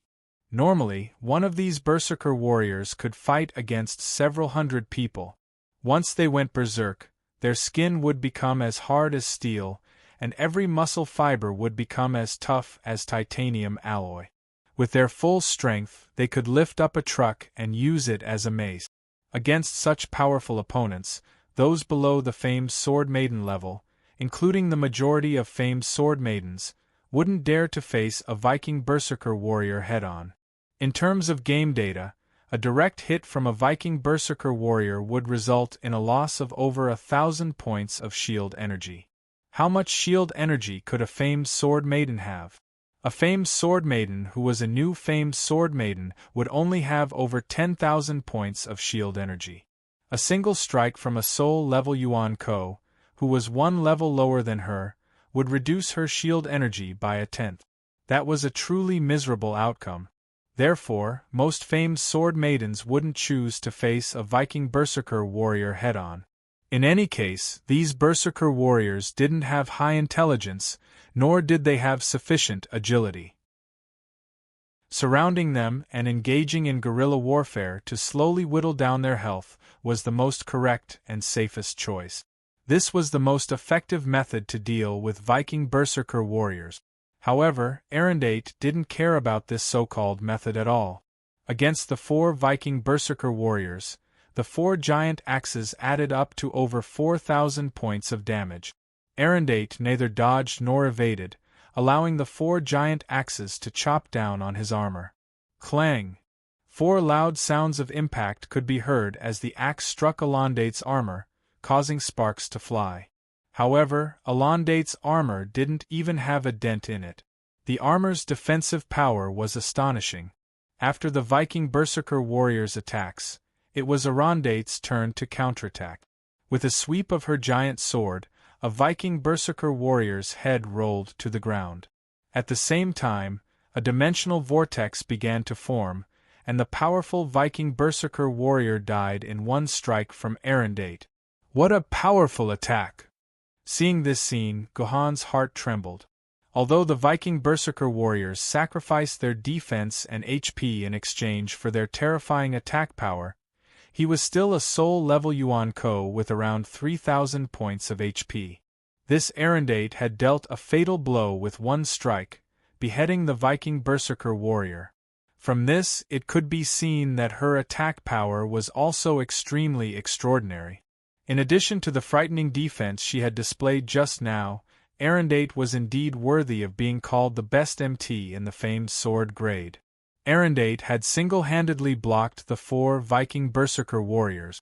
The great Indian shaman behind him naturally wouldn't let go of such a good opportunity to cast spells. Their totem staffs began to flicker with a black light. This was the great Indian shaman's signature skill, Death Assault. Once hit by Death Assault, the target would receive a fixed damage of 1,500 points and all attributes would decrease by 50% for 5 seconds. This was an extremely powerful skill. It could be said to be the great Indian shaman's ultimate skill. Once hit, Arendate would suffer greatly while blocking the 4 Viking berserker warriors. Just as the great shaman's spell was about to take form, a bell-like laughter suddenly came from beside them. Hong Yu's crimson voice abruptly appeared beside the 2 shamans. This wasn't Hong Yu the Sword Maiden, but Hong Yu the Sword Wielder. Hong Yu was also a sword master. The 2 shamans turned pale with fright. At this moment, they were unable to use any defensive shaman spells while releasing Death Assault. They gritted their teeth and decided to ignore Hong Yu. They would first release Death Assault and help the Viking berserker warriors finish off Arendate. But how could Hong Yu let them succeed? Hong Yu's sword suddenly released a pink miasma that rapidly enveloped the 2 shamans. The Death Assault that was about to be released in a second or 2 stopped. After another 7 or 8 seconds, the miasma dissipated. The 2 great shamans had become corpses lying on the ground. The dimensional vortex also gradually began to take shape. No one knew what had happened within the pink miasma, nor how Hong Yu had so quickly killed the 2 great shamans. Steelworm, I'm done. I'll leave the rest to you. After saying that, Hong Yu began to return to the team. Steelworm chuckled. Soon, there's only one left. While Hong Yu had been fighting the great shamans, Arendate had conveniently finished off 2 more Viking berserker warriors. Naturally, the last one was even less of a problem. In the blink of an eye, Arendate had finished the job and returned to the team a few seconds later than Hong Yu. This team from the Yaoguang sword sect was indeed a top-notch powerhouse among the famed sword-rank explorers. Each of them had the ability to instantly kill a soul-rank Yuan Ko. It wouldn't be too much of a problem for them to deal with a flood dragon or a dragon-rank Yuan Ko. How is it, my dear young military governor, does our team's strength enter your eyes? Hong Yu asked Gohan through the team channel in a teasing tone after returning to the team. It's alright. It's barely enough. Gohan very honestly expressed his opinion in full detail. What did you say? Gohan's words caused Steelworm's expression to change. He raised his fist and was about to smash Gohan's head. The Yu siblings also had ugly expressions. Hong Yu, who had caused this situation, covered her mouth and couldn't stop snickering.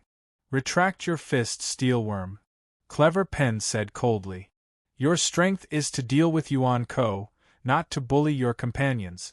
If you do something like this again, go back and call back the Star Watcher. Humph. Steelworm snorted resentfully and obediently retracted his fist. At the same time, Hong Yu discovered a new enemy. Captain Magic Pen, we've spotted Yuan Yen ahead.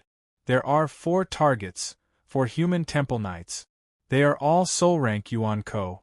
Hong Yu licked her lips and revealed new targets. Captain, this time it's a little tricky. Let me and the Yu siblings take care of it. The Yu siblings didn't say anything, but they tightened their grip on the dual swords in their hands.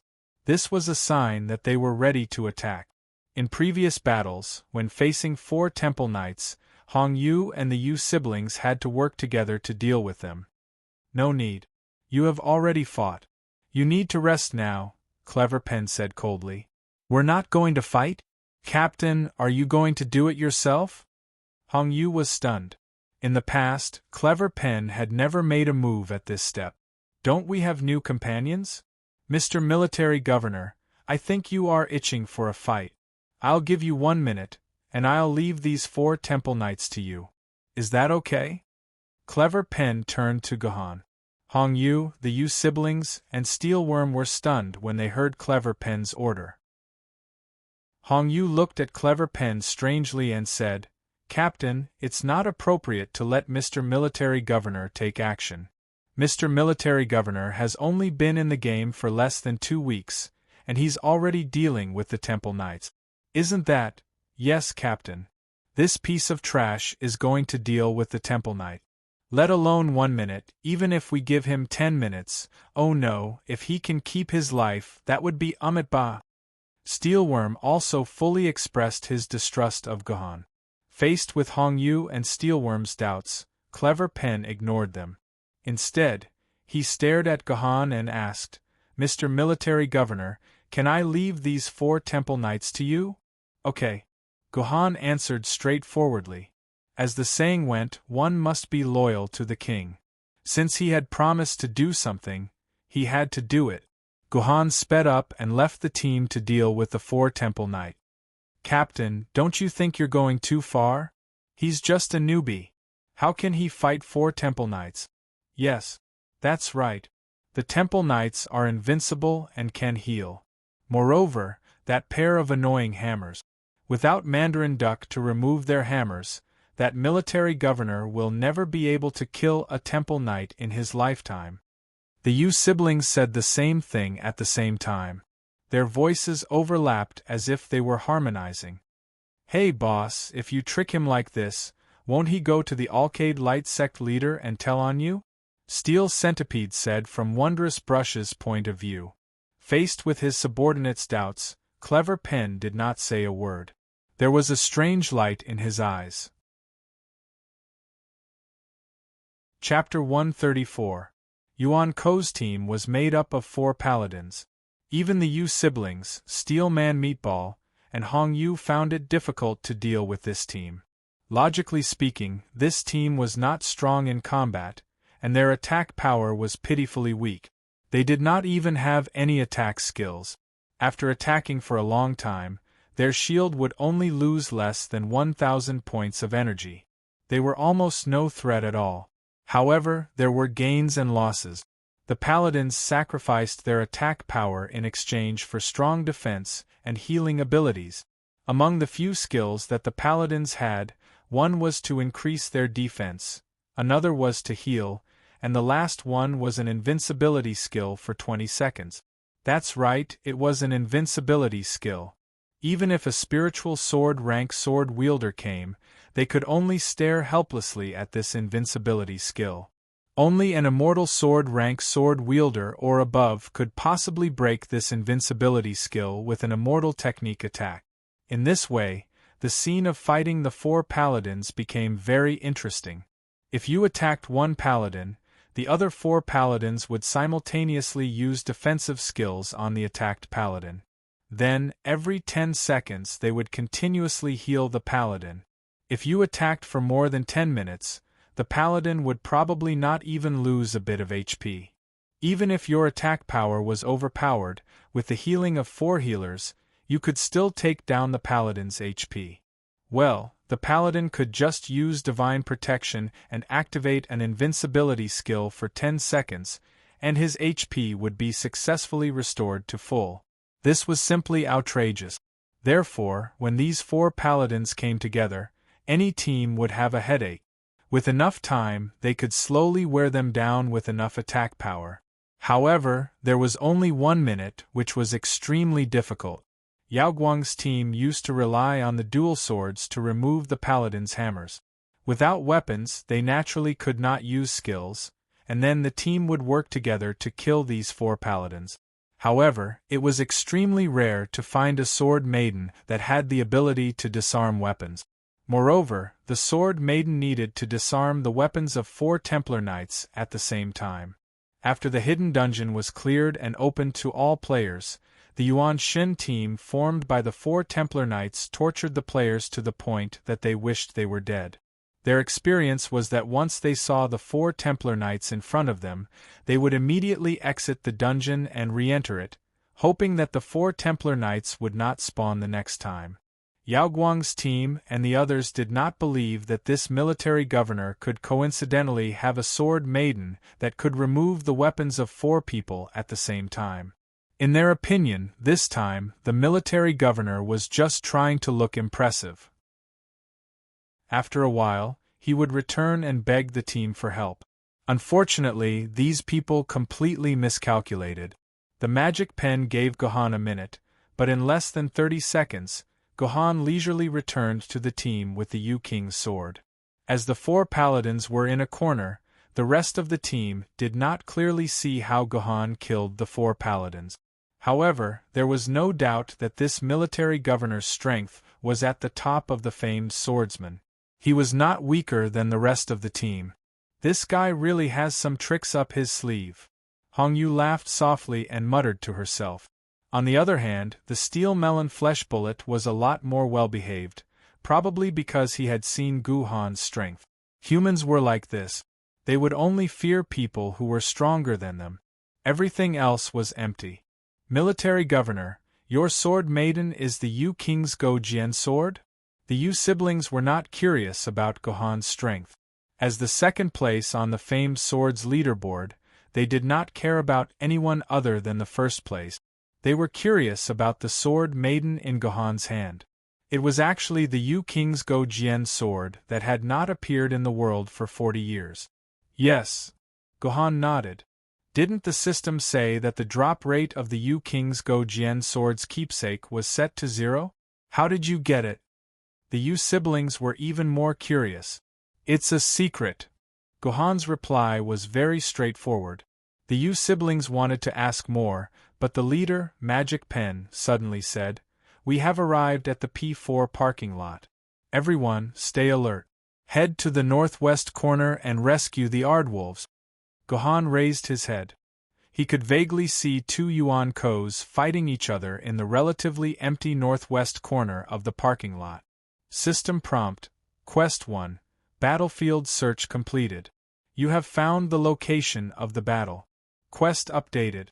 System prompt: Quest 2. The side that you want to help has been refreshed. Please decide within 1 minute which Yuan Ko's side you want to help and help the chosen one kill the opponent. System prompt: Special reminder: the person you choose to help will determine the direction of the dungeon. Please choose carefully. There is nothing much to choose. Just help the Ardwolves. Magic Pen pondered for a moment before adding, the one in blue and white clothes is the Ardwolves. Those words were probably added for Gohan's ears. He was afraid that Gohan would not recognize the Ardwolf. Ardwolves. In history, there were only a few words about the male Yuan Ko. He was a rare Yuan Ko who did not make an enemy of humans and retained his sense of self. It was said that he was once King Arthur's lover in another world. He was active between Yuan Ko and humans and became one of the few friends humans had in Yuan Ko. Later on, for some unknown reason, the Ardwolves disappeared. According to the current storyline, the disappearance of the Ardwolves was likely related to King Arthur's betrayal. The Ardwolf's current situation was very bad. His forehead, arms, legs, chest, and other parts of his body had suffered a lot of injuries. Blood flowed down like a stream.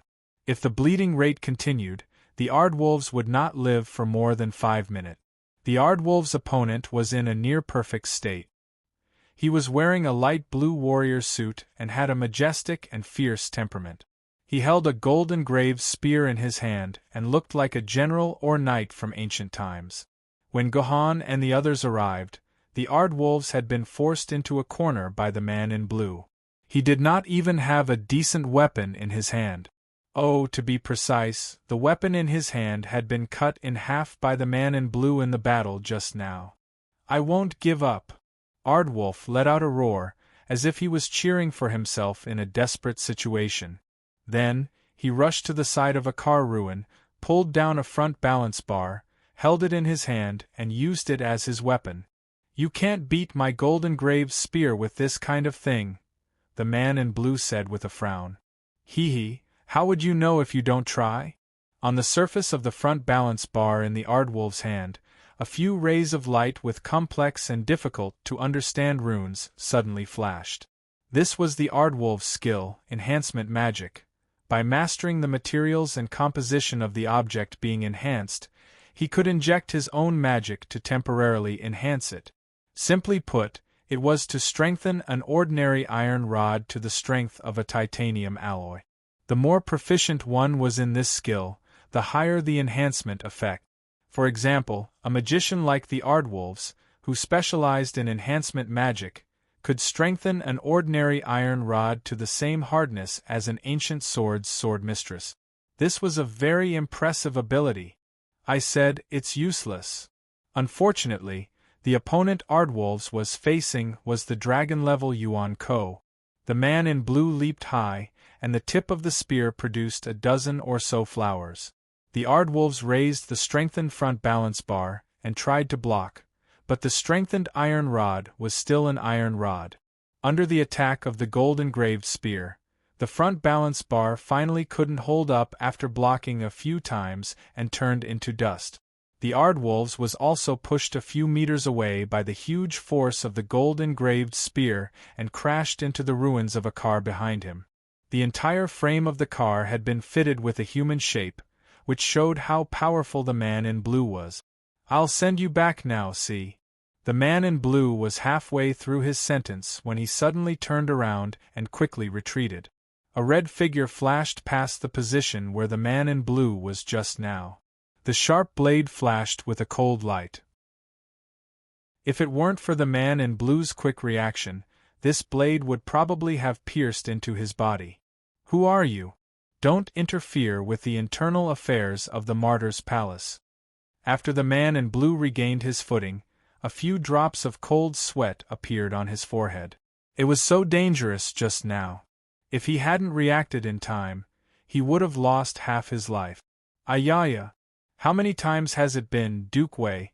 Why are you still saying the same line? Can't you change it to something new? The red figure blocked in front of the Ardwolves. This person was none other than Hong Yu. Her sword mistress was a murderous sword mistress, so her movement speed was the fastest in the team. She took the lead and saved the Ardwolves from danger. You are human sword bearers. Yuan Ko, whom Hong Yu called Duke Wei, shook his gold-engraved spear. Human, it's not too late for you to run now. Duke Wei, although Hong Yu has asked more than 10 times, Hong Yu still wants to ask you one thing.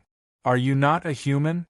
The number 1 hero of the great Ming dynasty, Duke Wei Suda, Great General Su. We descendants may be unfilial, but do you ancestors have to treat us like this? That's right, this Yuan Ko in blue was none other than the number 1 hero of the great Ming dynasty. He led the army on the northern expedition and overthrew the Yuan dynasty. He was hailed as the number 1 hero of the Han revival, Duke Wei Suda. However, he was no longer the hero revered by humans, Duke Wei Suda. Instead, he was the dragon-ranked Great General Yuan Ko Suda under the Martyr's Palace. Now, he was humanity's enemy. Chapter 135. We don't deserve to be called humans anymore. Forget it, there's no need to say more. We have no choice. Shuda's words were full of vicissitudes. Since you're here today, then speak under my spear. After saying that, Shuda raised his gun and continued fighting. Hong Yu, I'll leave it to you. I don't want to fight any more. The sword wielder, Hong Yu, pushed her red jade sword forward, and the sword lady, Hong Yu, transformed into a sword lady and fought with Suda. The sword wielder, Hong Yu, took a dozen steps back, and left the battlefield to her sword lady. Suda was a general on the battlefield. Every move he made was focused on being open and wide, and every strike contained boundless power. Sword Mother Hong Yu, on the other hand, was a dancer. Her swordsmanship was beautiful, gentle, and unpredictable. Coupled with her identity as an assassin, her swordsmanship added a bit of sharpness. Between the two, one yin and one yang, one righteous and one evil, they fought back and forth. It was hard to tell who won or lost. Hong Yu, are you going to fight Shuda alone again? Yu Sikong said helplessly through the team communication. Give me the chance to fight occasionally. I haven't fought with Shuda before. No problem. When we enter Terminal T1, I'll leave the Yuan Ko to you and your sister, okay? After Hong Yu said that, Yu Sikong immediately changed her attitude. Don't, big sister Hong Yu. If you don't fight, I'll kill them all by myself. See you, Sikong, go treat Ardwolf. Steel Centipede, military governor, clean up the scattered Yuan Ko. Don't let them join the battlefield. Magic Pen gave different orders to the other team members who arrived one step after Hong Yu. Gohan was assigned the task of cleaning up the scattered Yuan Ko. There were not many Yuan Ko wandering around parking lot P2, and they were not very strong. Gohan strolled around and killed all of the Yuan Kos. He returned to the vicinity of Hong Yu and Shuda's battlefield. At this time, both sides were heavily injured. According to the team's observations, Sword Maiden Red Jade's shield had less than a third of its energy left. Meanwhile, Suda's samurai suit had been torn into countless places. There were more than 30 wounds on his body. Although they couldn't see his HP bar, they estimated that he wasn't much better off than Sword Maiden Red Jade. What do you think about Big Sister Hong Yu? Every time he entered, he would grab this Suda and challenge him to a duel. He even insisted on using the Sword Maiden, Hong Yu, to fight him alone. If we attacked together, this Suda would have died long ago. Yu Sikong, who was taking care of the Ardwolf and stopping its bleeding, muttered to herself. It's fine if you're muttering to yourself, but don't do it in the team channel. Don't you know that everyone can hear your muttering? Seeing that Gohan and Steel Centipede had returned, Magic Pen seemed unwilling to let Hong Yu drag on any longer. He directly said to Hong Yu, Hong Yu, we don't have time for you to dawdle. Use your ultimate move and end the battle. We still have a lot of things to do. Okay. Although Hong Yu agreed, her expression showed that she was unwilling to end the battle like this. However, this was Magic Pen's order. She couldn't delay the entire team's operation for her own sake. Once upon a time, there was a beautiful woman from the Gongsun family. Her sword dance shocked the world. The spectators were like the mountains in sorrow, and the heavens and earth hung low for a long time. At some point in time, a faintly discernible ballad was suddenly sung in the surroundings of the battlefield using the ancient rhyme of Chu Ci. Accompanying this ballad, Sword Lady Hong Yu, who was originally in the middle of battle, suddenly floated into the air. Like the flying goddesses in the Dunhuang murals, she began to dance romantically. This is Du Fu's watching first Madame Gongsuan's disciple dance sword dance. Hearing this song, Gohan's heart skipped a beat. He knew that Hong Yu was using her ultimate move. Sword Lady's ultimate move could only be used when the sword mark had reached grade 1, Gongsun sword dance. Before coming here, Gohan had already obtained information on Hong Yu. He also knew about Sword Lady Hong Yu's attributes. Gohan thought that he already had a deep understanding of Sword Lady Hong Yu. Unexpectedly, he was still one step behind. This Sword Lady's ultimate move actually had its own sound effect. This was something that Gohan had never expected. Are there people from the state of Chu here? King Yu's voice suddenly rang out in Gohan's head. This was the first time King Yu had spoken since Gohan brought him into the dungeon. How do you know there are people from the state of Chu here? Gohan asked in confusion through the sword mark. It's very simple. Only those people from the state of Chu who have nothing better to do would add the word 11 in every sentence. King Yu said disdainfully. King Yu was the sword of King Go Jian during the Warring States period. As one of the most powerful vassal states in the south of China, the state of Yu fought with the state of Chu and the state of Wu for many years in order to become the hegemon of the south. After the state of Yu perished, King Go Jian's sword was captured by the state of Chu and was buried in the graveyard of the state of Chu. It hadn't seen the light of day for thousands of years, so it naturally didn't have a good impression of the state of Chu. Mocking the people from the state of Chu was reasonable. However, Hong Yu's sword was clearly a famous sword that appeared in the Tang dynasty. How could it be related to the state of Chu from 1,000 years ago? Interesting. Gohan thought silently and asked King Yu, "Do you want to come out?" "No. I won't come out even if I die." Unexpectedly, King Yu, who always hated being bound, actually rejected Gohan's suggestion to turn her into a sword maiden. Back to the main topic, they returned to the battlefield. Suda saw Hong Yu fly into the air and dance, and there were even sound effects around him. He felt that the situation wasn't good, so he didn't hide anymore. He decided to use his most powerful method to end this battle. Suda's golden carving spear stabbed into the ground, sinking more than a meter into the ground, leaving only half of the spear outside. Then, the golden carving spear started to spin crazily, and the entire ground started to shake as if there was an earthquake. This Suda is going all out. Gohan smiled. Gohan, who had studied Suda's information many times, naturally knew what Suda was going to use next. The ground, which had been shaking all this time, suddenly began to churn like waves.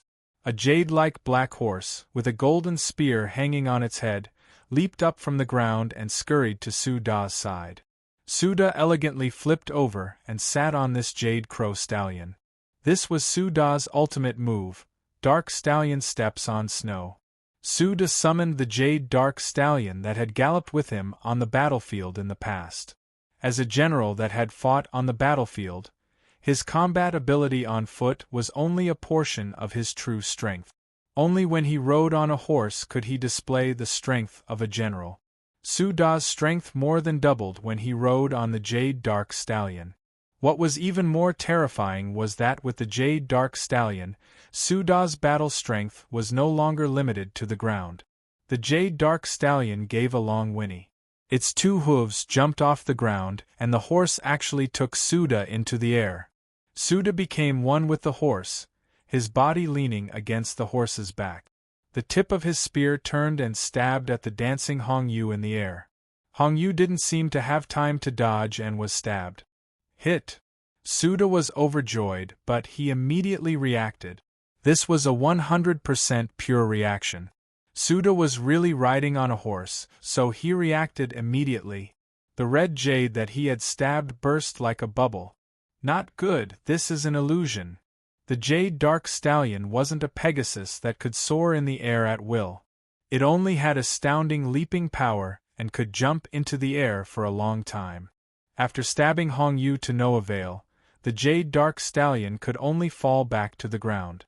At the same time, a dozen identical Hong Yu suddenly appeared in the air.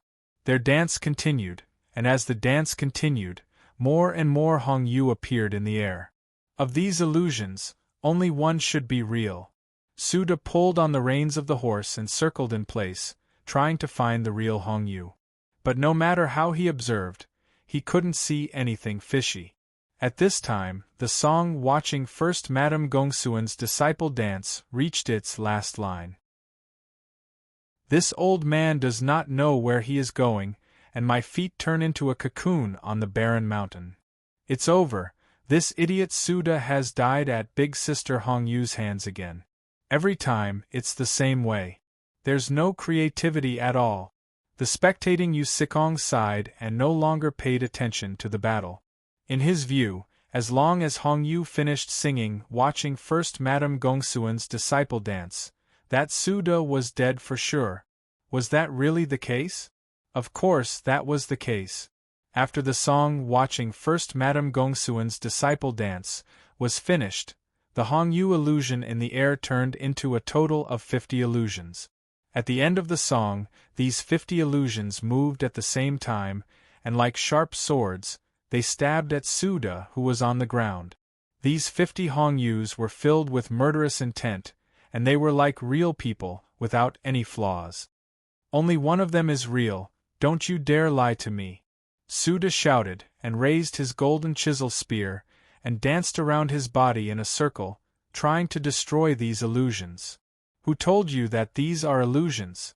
Hong Yu's faint voice sounded like a ghost, and then the 50 Hong Yu swords in the hands of Hong Yu stabbed into Suda's heart one by one. Once Hong Yu's sword stabbed into Hong Yu's heart, the illusions disappeared without a trace. You are all illusions indeed. After the attack, Suda sneered, and then a large mouthful of blood spurted out from his mouth. I didn't expect these swords to be real. After saying that, Suda fell from the horse, and a dimensional whirlpool appeared. Suda, the hero of the founding of the country, fell at the hands of Hong Yu's sword. Ultimate skill, Gong Sun's sword dance, consumes 90% of Hong Yu's durability. After 30 seconds of preparation, 50 illusions of Hong Yu's sword can be created. After the chant, attack a random target within a certain range. Each illusion has 100% of Hong Yu's attack power. It can be dodged but cannot be blocked. During the chant, Hong Yu's personal shields will disappear, and her body will be invisible. She can be detected by detection skills. Chapter 136. Hong Yu, who had finished off Shuda, seemed to be a little depressed. She put sword Maiden Hong Yu back into the scabbard to recover and said, I'm going to guard the surroundings and leave Ardwolf's vicinity. System notification, Quest 2, Assistance completed. You have killed Yuan Koshuda. Quest progress, 10%. System notification, Quest 3, Listening and questioning have been refreshed. Listen to what Yuan Ko Ardwolf has to say and ask questions correctly. Please note that asking questions correctly is very important. Otherwise, your quest will fail. There's no need to save me. Ardwolf, who was being treated by the Yu siblings, spat out a mouthful of blood. His voice gradually became intermittent. Before I escaped, filth had already seeped into my heart. I'm about to become the kind of person I hate. Ardwulf's eyes were filled with sadness and despair. It's a pity that I can no longer be a partner of justice. Father, I'm going to find you. Is he dead for sure? Guhan walked to Ardwulf's side and carefully observed his body. He found that there was a black hole where Ardwulf's heart should be. It seemed that something had drilled into the hole. We can't save him. Magic Pen glanced at Guhan. We've tried countless methods before. We've even spent a lot of effort to bring medical pods and nanomedical capsules into this quest. In the end, we still can't save him. His heart has been directly hit by filth. There's no way to save him. Filth was a new term that King Arthur brought to the humans after he defected. It was said that most of the Yuanshan that were born among the humans had their souls contaminated by filth. That was why they attacked humans so crazily and completely gave up on the idea of peaceful coexistence with humans. However, after King Arthur, although humans desperately tried to figure out what filth was, they still could not figure it out. Even a large portion of King Arthur's interview notes were blocked by the Sword Committee and the Council. According to their explanation, this part of the content was not suitable for everyone to see. Unexpectedly, the name of filth was heard again in this new hidden dungeon. Could it be that Sword Maiden Online was planning to expose the truth of filth to mankind? Ardwulf continued, "You must save her now. Her soul has been cleansed. She is my last hope and your last hope. You must find a way to save her, so that your world will still have hope. Your world will still have the last hope." Ardwulf uttered a few hopes in a row, as if saving her would allow humans to regain control of the earth. When they first entered the Instance Dungeon, the members of Yaoguang's sword faction felt their blood racing. Even though they knew that this was just a game, a dusty piece of history from hundreds of years ago, when they heard this hope, they immediately wanted to rush in and rescue her. However, now that they had entered this dungeon more than a dozen times, these people would probably be able to memorize Ardwulf's next lines, and they would not be excited at all. Who is she? Where is she being held? How can we save her? The Yu siblings weakly asked these 3 questions. These were the 3 questions that had to be asked, and they were also the most important questions mentioned in the mission prompt. If they didn't ask these 3 questions, the Ardwulf would only be babbling until the filth flared up, and wouldn't reveal any useful information. Of course, in addition to these 3 questions, you could also ask other questions. In the first few instances, Yaoguang's team tried to ask many different questions, but no matter what they asked, Ardwulf's answer was the same. So now the Yu siblings directly asked the 3 simplest questions that had to be asked. Seeing this, Guhan frowned. When he first saw this dungeon's information, Guhan felt that something was wrong. This Ardwulf's intelligence seemed to be far lower than the NPCs in the previous dungeons. The other NPCs would give different answers according to your questions, but this Ardwulf completely ignored them. This was very strange. This was not an NPC that Sword Maiden Online should have. Hearing the Yu siblings' question, Ardwulf's eyes lit up. He coughed twice and answered. Her name is Artoria Pendragon. Cough cough. You sword-bearers should be very familiar with her. King Arthur, one of the 10 kings of the Martyr's Palace. His hands are stained with the blood of human sword-bearers. Cough cough cough cough. Even so, you must save her. She is now locked in the underground garage of Terminal T1.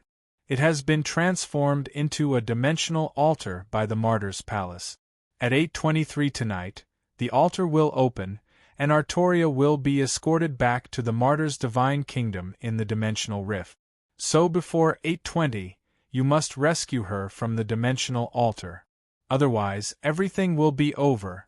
After saying this, Ardwulf spat out a mouthful of black blood. It seemed that he really didn't have long to live. What kind of enemies are in the altar?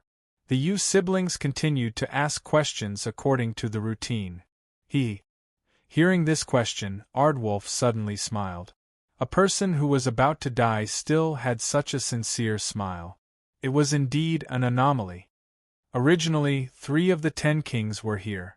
Otherwise, how could the people of the martyr's palace capture her?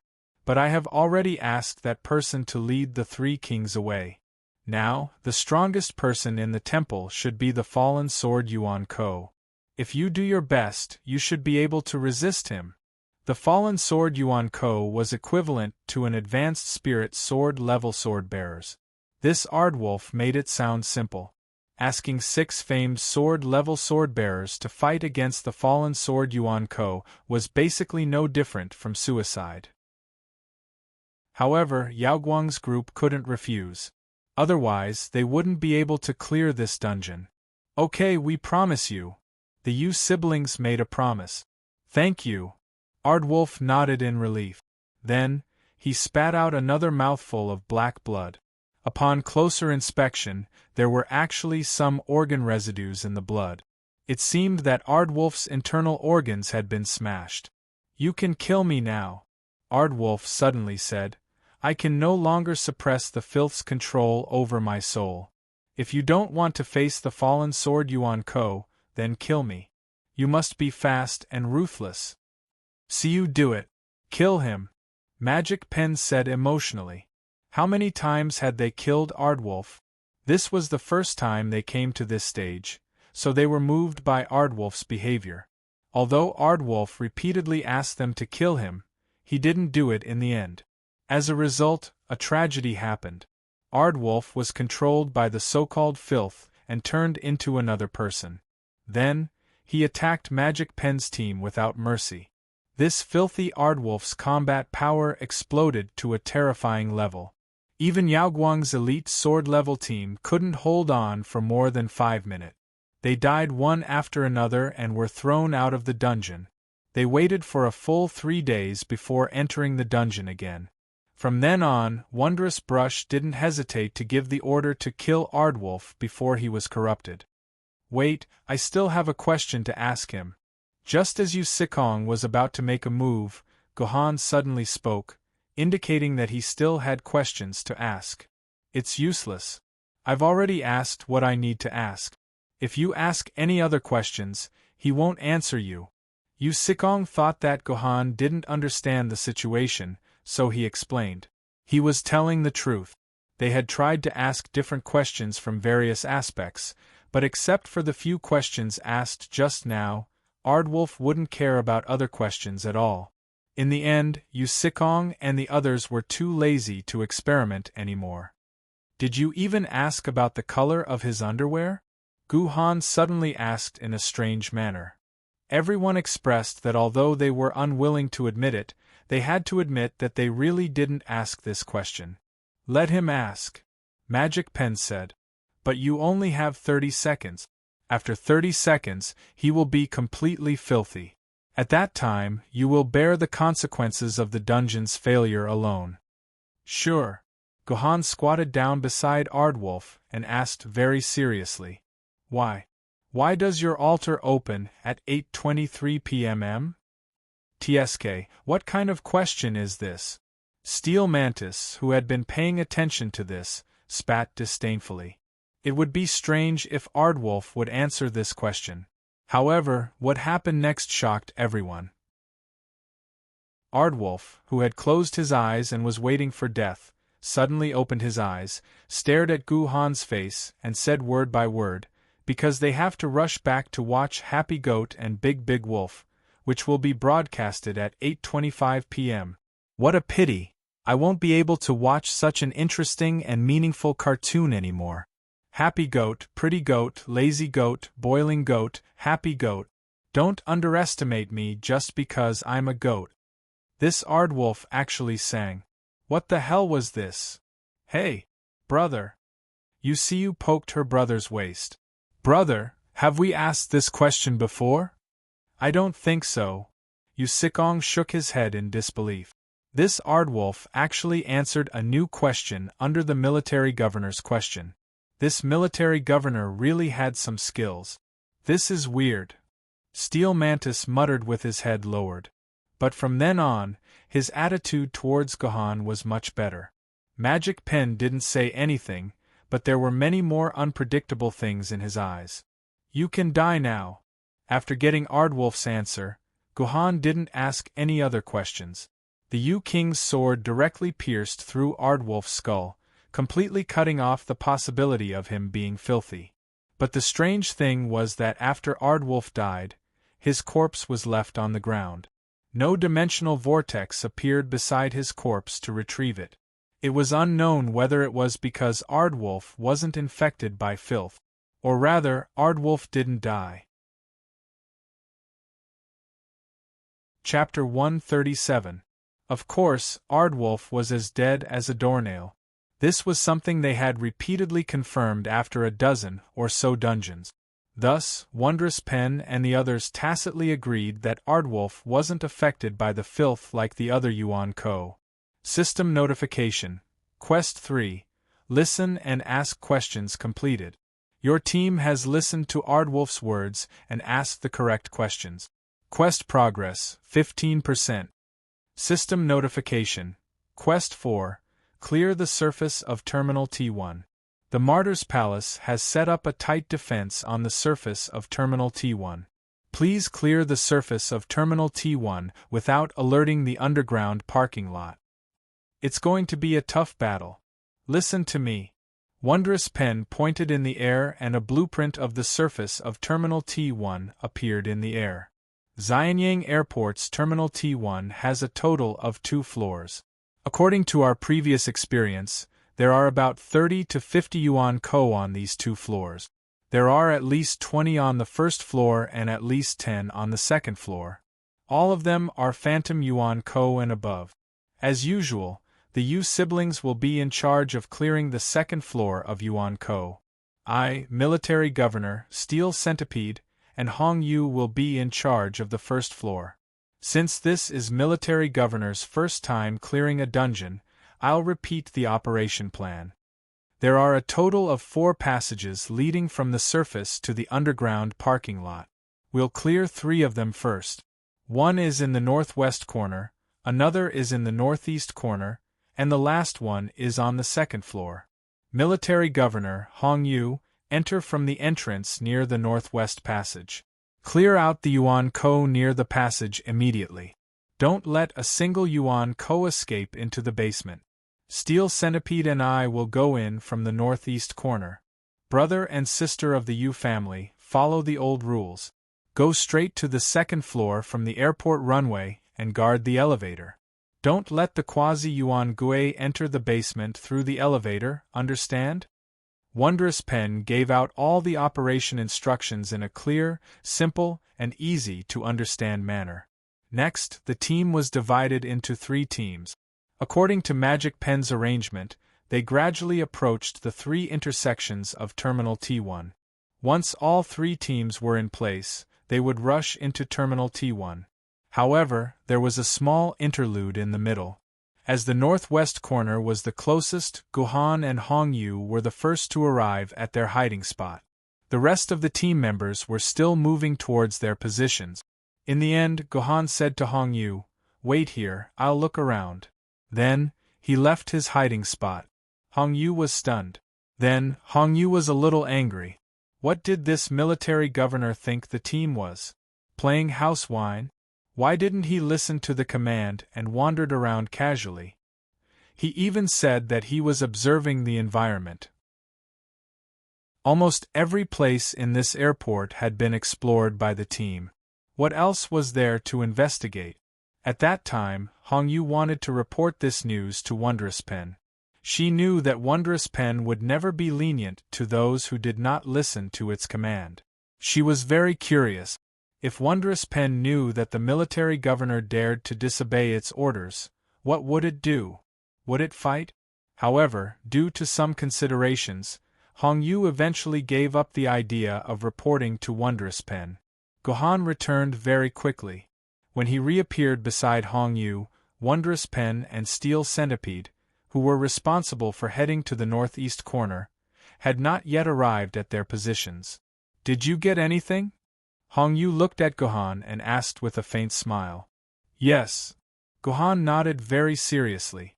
Then, he said to Hong Yu, who wanted to continue asking, "But I can't tell you." Oh my God! This almost made Hong Yu angry. This military governor was too annoying. He deserved to have no friends in his life. Do it! Wondrous Pen's decisive voice came from the team channel. The three teams broke into Terminal T1 from three entrances at the same time. There's no Yuan Ko? Guhan and Hong Yu's team rushed directly to the entrance of the basement, but they did not see a single Yuan Ko. Guhan asked himself. No, there has never been a lack of Yuan Ko guarding this place. Hong Yu's beautiful eyes looked around. Military Governor, go and guard the entrance. I'm afraid there are some people here who can't see the light. Yuan Ko with the ability to go invisible? Guhan seemed to have understood something. There were a total of 2 passageways that led to the basement. One was the stairway and the other was the elevator. He glanced at the door of the elevator. The elevator was also stopped on the 2nd floor. It seemed that the invisible Yuan Ko would not be able to go down through the elevator. Guhan decisively stood guard at the entrance of the stairway. As expected, when Guhan appeared in this position, he happened to block the path of a certain Yuan Ko. Suddenly, a sharp dagger stabbed out from the void, aiming directly at Guhan's temple. Unfortunately, even an ordinary famed sword wielder could react and deal with this kind of attack, let alone the sword master, Guhan. Guhan leaned back and dodged this fatal attack. At the same time, he swung the Yu King sword in his hand. A figure was directly cut out from the void and fell heavily to the ground. It's the Mountain Elder's assassin. He's only at the ghost level. When Guhan saw the assassin who had been cut out, he wore a headscarf and a black veil over his face. He was dressed in traditional Arabian clothes and was proficient in assassination techniques, so he knew that the assassin came from an assassination organization, the Mountain Elder. The assassination organization, the Mountain Elder's first leader, was called Huashan. He sounded like a Chinese, but in reality, he was an Arabian. His real name was Hassan bin Sabah, and he was a real character in history. The Chinese people's understanding of the Mountain Elder was extremely limited, and 90% of it came from the famous novel, The Heaven Sword and Dragon Saber, written by the wuxia master Mr. Jin Yong 1,000 years ago. The Persian Ming cult's keepsake, the Holy Flame Medallion, which was no longer passed down, was created by the Mountain Elder. The Mountain Elder was known by everyone in the Arabian world. People did not even dare to say his name, afraid that it would cause trouble. If the Mountain Elder's assassins found out, their entire families would be killed. The leader of the Mountain Elder, Huashan, was a well-known scholar and politician. Later, when his kingdom was destroyed, Huashan set up an assassination organization in an attempt to achieve his political ambitions through assassination.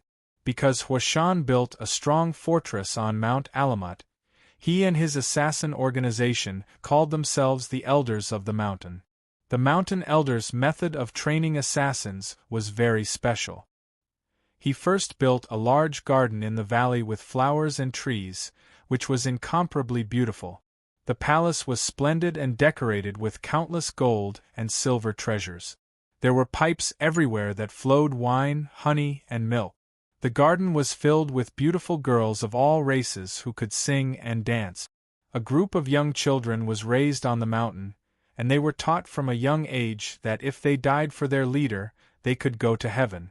When they reached the age of 20, they would be put in their drink. While they were unconscious, they would be carried into the garden in groups of 4, 6, or 10. They were allowed to do whatever they wanted in the garden, and all the beautiful girls would serve them gently. These young people enjoyed themselves to the fullest and were extremely comfortable. They believed that they had indeed arrived at the paradise mentioned in the Holy Quran. After a while, they would be drugged and carried out of the garden. When they woke up, they were very disappointed. The Mountain Elder summoned them to see him. These young people had been educated since they were young, and they were convinced that the mountain elder was the great prophet mentioned in the Holy Quran. They absolutely worshipped him. The mountain elder asked them where they came from, and they all answered that it was paradise. So the mountain elder sent them to assassinate, saying that if they did their best for the religion, they could go to heaven after death. In order to return to paradise and enjoy themselves, these young people risked their lives to assassinate. They only wished for an early death, so they were often successful. The Mountain Elder organization continued to exist in the Arab world for more than 200 years. It was not until the Mongols' Western expedition that the entire organization was destroyed. However, the elders of the mountain didn't die completely. Some of their members who managed to escape joined forces with some radical sects in the Arab world and developed for another few hundred years. From assassinations, it gradually evolved into terrorist attack. It was said that a certain Maiden and the organization that spawned after his death, is, were all members of the elders of the mountain and gradually developed. The old man in the mountain assassin, who was knocked out by Guhan, was best at hiding in the dark and suddenly attacking. The power was quite shocking, and it could at least destroy a third of the energy of Guhan's personal shield. But correspondingly, their defense was very weak. They had only taken one attack from King Yu, and half of their waist had been slashed. As long as Guhan followed up with another sword strike, he would be able to kill this arrogant ghost-level Yuan Ko. Military Governor, be careful. Get down. Not far away, Hong Yu was also ambushed by an assassin and was fighting with him. However, when Hong Yu was fighting, she anxiously reminded Guhan to be careful and get down. Get down. Guhan was stunned. The assassin who had fallen to the ground suddenly revealed a strange smile. Then, he pulled open his robe, revealing a circle of explosives tied inside.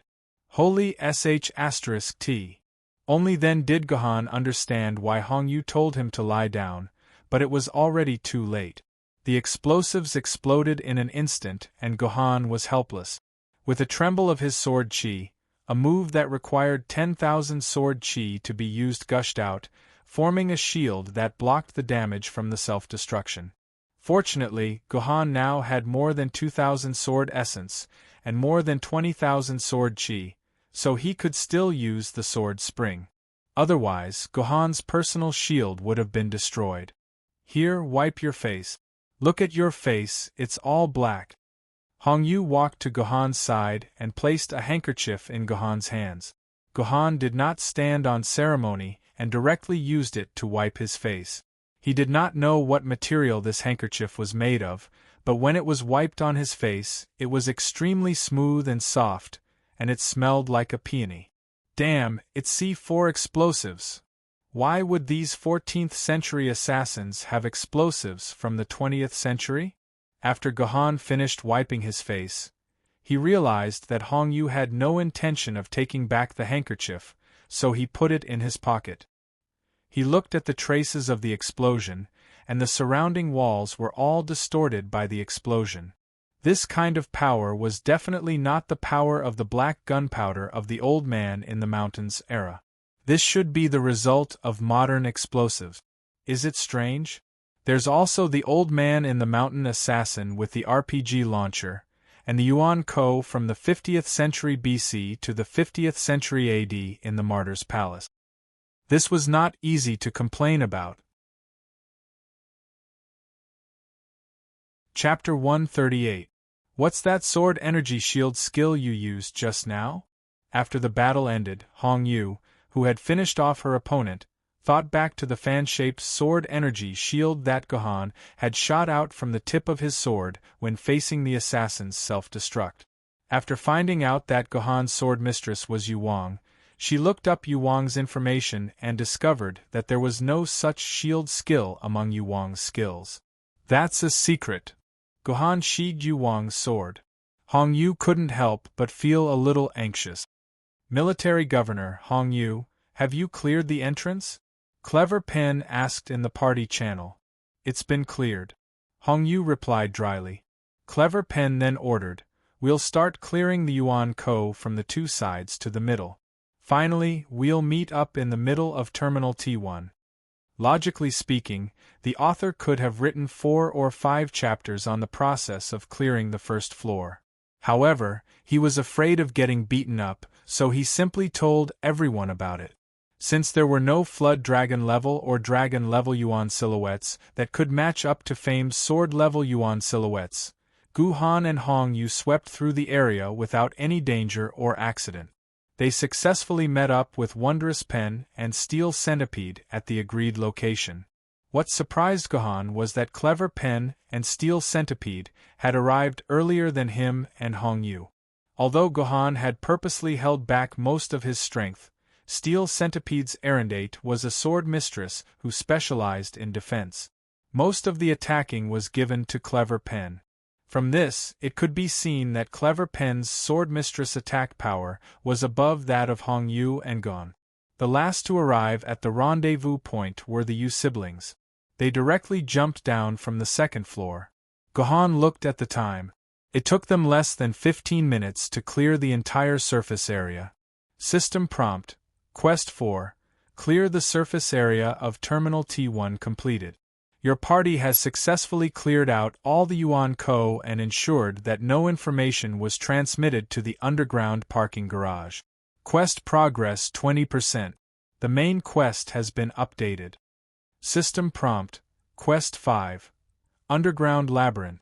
The underground car park of Terminal T1 has been constructed into a labyrinth. Please enter the labyrinth to reach the dimensional altar. Please pay attention to your time. Wasting too much time in the underground labyrinth may cause negative changes. A system notice. Special notice: please strictly follow the rules of the underground labyrinth. Violators will be severely punished. Had they finally arrived at the underground maze? Hearing the system prompt, Guhan's lips curled up slightly. Looking through the dungeon's information, this underground labyrinth was the part that interested Guhan the most. In terms of mission design, this was a very interesting maze. Captain, which entrance do we go down from this time? When it came to Mission 5, even the usually carefree Gunpiper became cautious. There were a total of 4 entrances to the underground labyrinth. They were the northwest entrance and northeast entrance where Guhan and Wondrous Pen had entered. The elevator on the second floor led directly to the entrance. Lastly, there was an emergency entrance near where Guhan was standing. The reason why the usually carefree Gunpiper had become so cautious was because the 4 entrances represented 4 themes. Entering from different themes would lead to different tests and different beginnings and endings.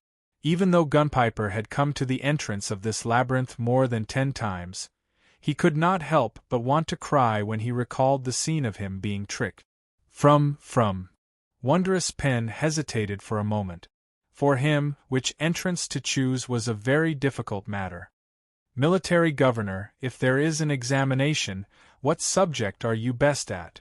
Wondrous Pen suddenly asked Guhan. Guhan recalled the information about the underground maze for a while, and his heart was clear. He knew why Magic Pen wanted to ask him. I'm more proficient in history and culture, Guhan replied sincerely. History, culture. History? Culture? History, culture. Military Governor, do you mean the history and culture after or before the apocalypse? Wondrous Pen added. I am good at both. Guhan continued to answer sincerely. Or rather, there is nothing I am not good at. Hearing Guhan's reply, the others expressed their astonishment. There was actually someone proficient in history and culture nowadays, especially the history and culture from before the Great Calamity. The history and culture from before the Great Calamity had been thoroughly destroyed many times over. That's right, 1,000 years after the apocalypse, the history and culture before the apocalypse no longer existed. Otherwise, there wouldn't be such a ridiculous joke as Wang Ungshi cutting his own flesh to feed the eagles. Logically speaking, after the apocalypse, humans did not go extinct to the extent of the Stone Age. On the contrary, human technology was completely preserved. Even now, after 1,000 years, it was still very powerful. For example, quantum transmission, gravitational wave detection, and other black technology had been developed to the stage of civilian use. Logically speaking, the reason why technology could continue smoothly was that a large portion of it was preserved by the elite class with high IQ, wisdom, and knowledge. At the same time, various scientific and technological documents were also preserved. So the question was, since such complex and diverse scientific and technological information had been preserved systematically, why was there no longer any historical and cultural information? A set of 24 histories could be stored in a box. All the historical and cultural books of China could be stored in a 10 EB hard drive. There was almost no difficulty in preserving them. Oh, everyone might not know what 10 EB was. 1024 megabytes equals 1 gigabyte, 1024 gigabytes equals 1 terabyte, 1024 terabytes equals 1 PB, 1024 PB equals 1 EB. So far, the upper limit was stuck at 10 EB. It wasn't that humans couldn't make a more powerful hard drive, but that 1 EB was already enough for humans. Any bigger would be meaningless. There was only one answer, and that was that these historical and cultural information had been destroyed in large quantities by humans, to the extent that these historical and cultural information had been completely cut off. So the question was, why did humans act like idiots and destroy their own history and culture? What was the difference between this and destroying humanity's own heritage? What was the difference between this and cutting off humanity's roots? Who was the hidden mastermind that gave such a stupid order to dig one's own grave? In fact, this person was none other than the great sword ancestor Calendar, and this matter had become one of the few black spots in the sword ancestor's life. Many people who opposed the sword ancestor liked to use this point to criticize him. They pointed out that the movement launched by the sword ancestor had destroyed the traditional culture of mankind and destroyed the spirit of mankind. He was not a savior of mankind, but an executioner who destroyed mankind. Didn't this argument sound a little familiar? The public intellectuals who accused a certain Taizu of starting a certain revolution all used this argument. However, the reason why Kanzu did this was very different from the Taizu. At that time, the fundamental intention of Kanzu's order was to destroy Yuan Ko, not to destroy humanity itself. In the first 100 years after the apocalypse, there was a theory that became very popular. Because Yuan Ko came from the second dimension, from human history, from movies, from novels, and from anime, there was a saying among the survivors at that time: all Yuan Ko were created by us humans. As long as we destroy the soil in which Yuan Ko exists, then Yuan Ko will collapse on its own. To be more specific, because Yuan Ko was created by humans, then humans could destroy them. The soil in which Yuan Ko exists is the second dimension, so we have to destroy the carrier of the second dimension. Be it books, DVDs, data discs, carvings, tapes, videotape. In short, all the carriers that stored these things must be destroyed. Without these carriers, Yuan Ko would lose its own existence and would automatically disappear. The theory was very simple, so simple that it was easy to understand. It was precisely because it was easy to understand that it sounded very reasonable, and it was supported by 95% of the survivors at that time. Therefore, an operation to destroy the carriers of history and culture began. Under the threat of fear and with the support of all humans, all non-technological information that existed around humans was spontaneously destroyed by humans. The fire that burned these carriers lasted for a total of a year.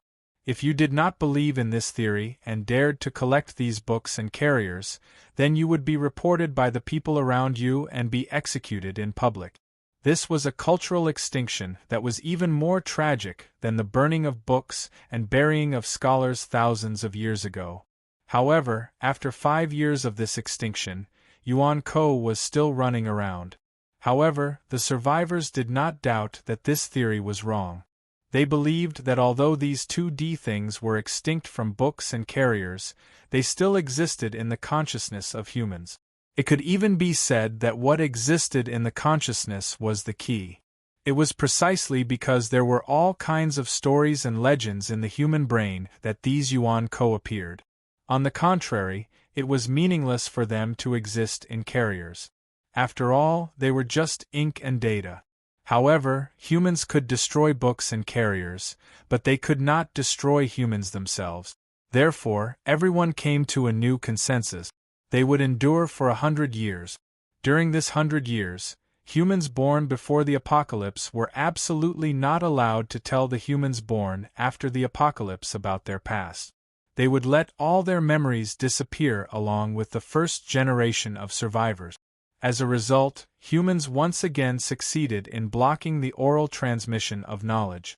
They also succeeded in completely wiping out most of the historical and cultural knowledge. Everyone knew the outcome. There were still no traces of yuan code disappearing, but humans had completely lost their own history and culture. Their understanding of yuan code was also completely cut off. When humans finally realized that this was self-destruction, it was already too late. 98% of history and culture had already been obliterated into legend. Although there was still a little bit of consciousness left, they risked their lives to preserve a portion of the information. He had also salvaged some information from some ancient ruins and roughly restored the history and culture of the past to some extent. Unfortunately, the people of the year 3001 would never know that KFC sells fried chicken, Chanel sells handbags, Chidian publishes novels. Kanglin Billows has long seen through everything and wrote the book, Sword Maiden, to tell the story of Gu Han 1,000 years in advance. Chapter 139. Naturally, when Gohan said that he was proficient in history and culture, everyone was stunned. In this day and age, a historian was rarer than a spirit sword wielder. Are you really proficient in history? Magic Pen still asked with uncertainty. I'm only responsible for telling you that I'm proficient in history. As for whether you believe it or not, that's your business. Gohan replied in a very arrogant manner. Magic Pen took a deep look at Gohan and said in a deep voice, "Today, let's go down from the middle." "No way, Captain, do you really believe that he knows that damn history? Go down from the middle?" Steel Centipede shivered, then immediately ran to Magic Pen's side and whispered, "Captain, don't forget how miserable our ending was the last 2 times we went down from the middle. Don't listen to him. Let's go down from the west road like last time. We've passed through there several times, so it's not reliable." "Don't listen to him, Captain. Although we've succeeded several times on the west road, the number of failures is far more than the number of successes. In my opinion, if the military governor is really proficient in history and culture, then going down from the middle road is indeed the safest choice. The first time, it was because we got a 0 in the Overwatch game that we had to endure a whole day of despair." After listening to Hong Yu's words, Gohan was a little curious. In the information he got, there was no record of this torture at all. It seemed that Magic Pen and the others who were responsible for the record had ignored this part. What kind of torture did they endure to make people like Hong Yu feel despair? Would it make a rigid person like Magic Pen give up his own principles and erase a certain record? "Let's go down." Magic Pen had made up his mind and walked down from the intersection of the middle road. Hong Yu followed closely behind and went down as well. The Yu siblings held each other's hands tightly, closed their eyes, and went down as well. Gohan glanced at Steel Centipede and asked, "You're not going down?" "Fine, I'll go down." Steel Centipede said this, but his feet were still dragging. Gohan was too lazy to pay attention to him and walked down by himself. Steel Centipede was so angry that he stamped his feet, but he had no choice but to follow.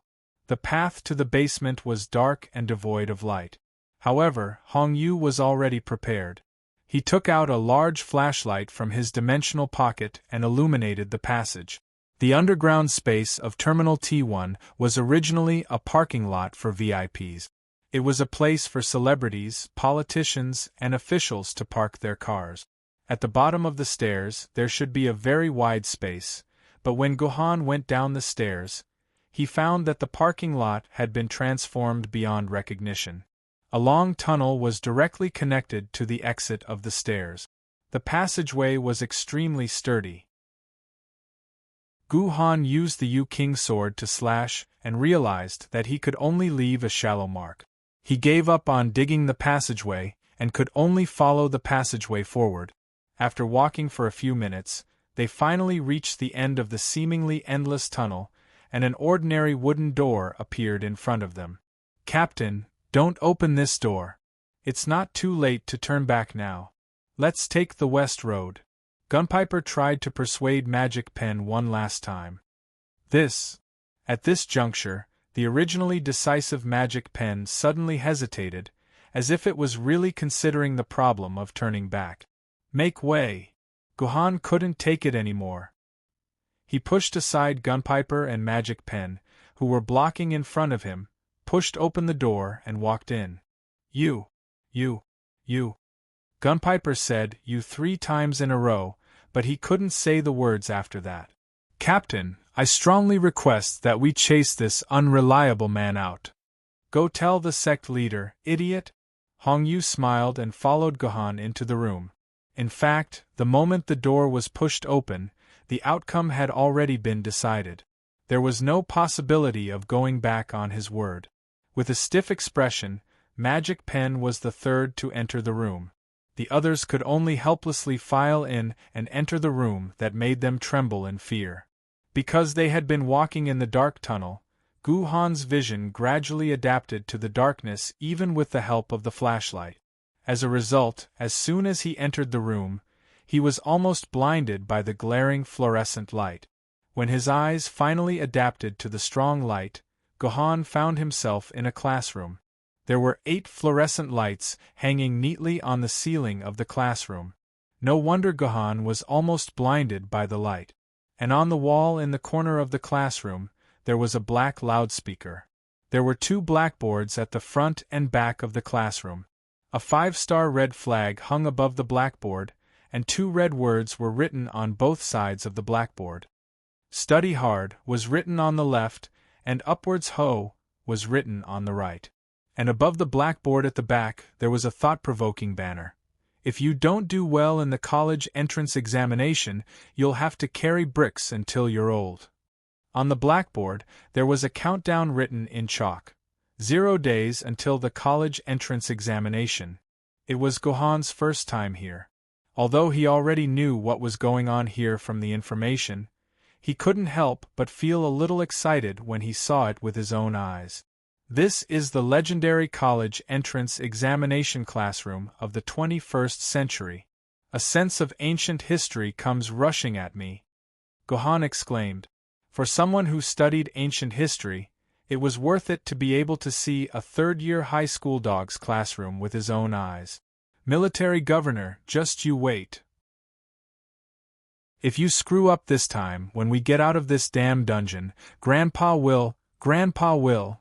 Steel Centipede's face turned purple. His grandpa pondered for a long time, but he couldn't figure out what he could do to the military governor. This game didn't have a private PK system. "I won't be serving you in this dungeon. Even if Boss Yaoguang chases me out, I won't be serving you." "Shut up, Steel Centipede. Find a place to sit down." Magic Pen didn't let Steel Centipede continue. Instead, he ordered the others to find a place to sit.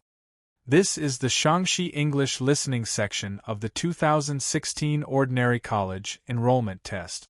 This section is divided into 2 sections. Note, when answering the listening section, please write on the test paper now. Before the end of the listening section, you will have 2 minutes to fill in the answers from Chapter 1 to Chapter 15 on the answer sheet. Fill in the answers from Chapter 16 to 20 on the answer sheet. Read each question twice. Now it's time for the listening test. Suddenly, a very magnetic male voice came from the classroom's loudspeaker. He began to read the 2016 listening section. What the hell is this? Are we really going to have the college entrance examination? Hand the test paper to someone else. Fortunately, this magnetic male voice was only able to say the beginning before it was pressed down by someone. Then, an old voice came out of the loudspeaker. Ahem, I'm sorry, I misplaced it. I forgot that in 2020, the college entrance examination will no longer test English. Yes, according to the incomplete historical records, it seems that after 2020, English will not be tested in China's National College Entrance Examination. It seems to be because research found that after graduation, 90% of the graduates who spent 6 years learning English couldn't use it, so English was removed from the National College Entrance Examination. This was a great decision that benefited the Chinese society. Many students were liberated from the painful English cram school. Greetings, human sword bearers. My name is Lu Ban, the creator of the entire underground labyrinth. Welcome to the underground labyrinth that I designed and built. Hey, aren't you very good at history? Who is Lu Ban? Steel Centipede asked, tapping Gohan's arm. Lu Ban is the first scientist in the world to develop an airplane. He once won the Nobel Prize in physics, Gohan replied. As soon as Steel Centipede got the answer to the question, he immediately raised his hand and asked, Mr. Lu Ban, have you ever created an airplane and won the Nobel Prize in physics? After asking, he sneered at Gohan and said, Don't lie to me that I haven't studied. I know there was a saying in the past, an expert makes a car. This Lu Ban is clearly a car maker. You bastard! Who told you that this old man made cars? That brat Mod made them. Lu Ban, who was on the other end of the loudspeaker, was furious at Steel Centipede's words. This kid with a scar on his face is right. This old man has won the Nobel Prize, and I am the first Lu Ban to build an airplane. Lu Ban's answer made Steel Centipede's face turn ashen. Was this military governor really proficient in history? Well, let's get back to business. Since you have entered my underground labyrinth, you must follow my rules in order to pass this labyrinth. Otherwise, don't blame this old man for being ruthless. After saying that, more than 10 holes suddenly opened up on the walls of the classroom. More than 10 machine guns shot out from the holes. There were even a couple of RPGs among them. If they all fired at the same time, Gohan might be able to survive, but the rest of them would be dead for sure. Master Lu Ban, why don't you just kill us? Gohan looked at the machine guns around him and asked curiously. Chapter 140. Why would I want to kill you? Lu Ban retorted. Gohan and the others were speechless. Lu Ban snorted coldly and said, Call Aardwolf over.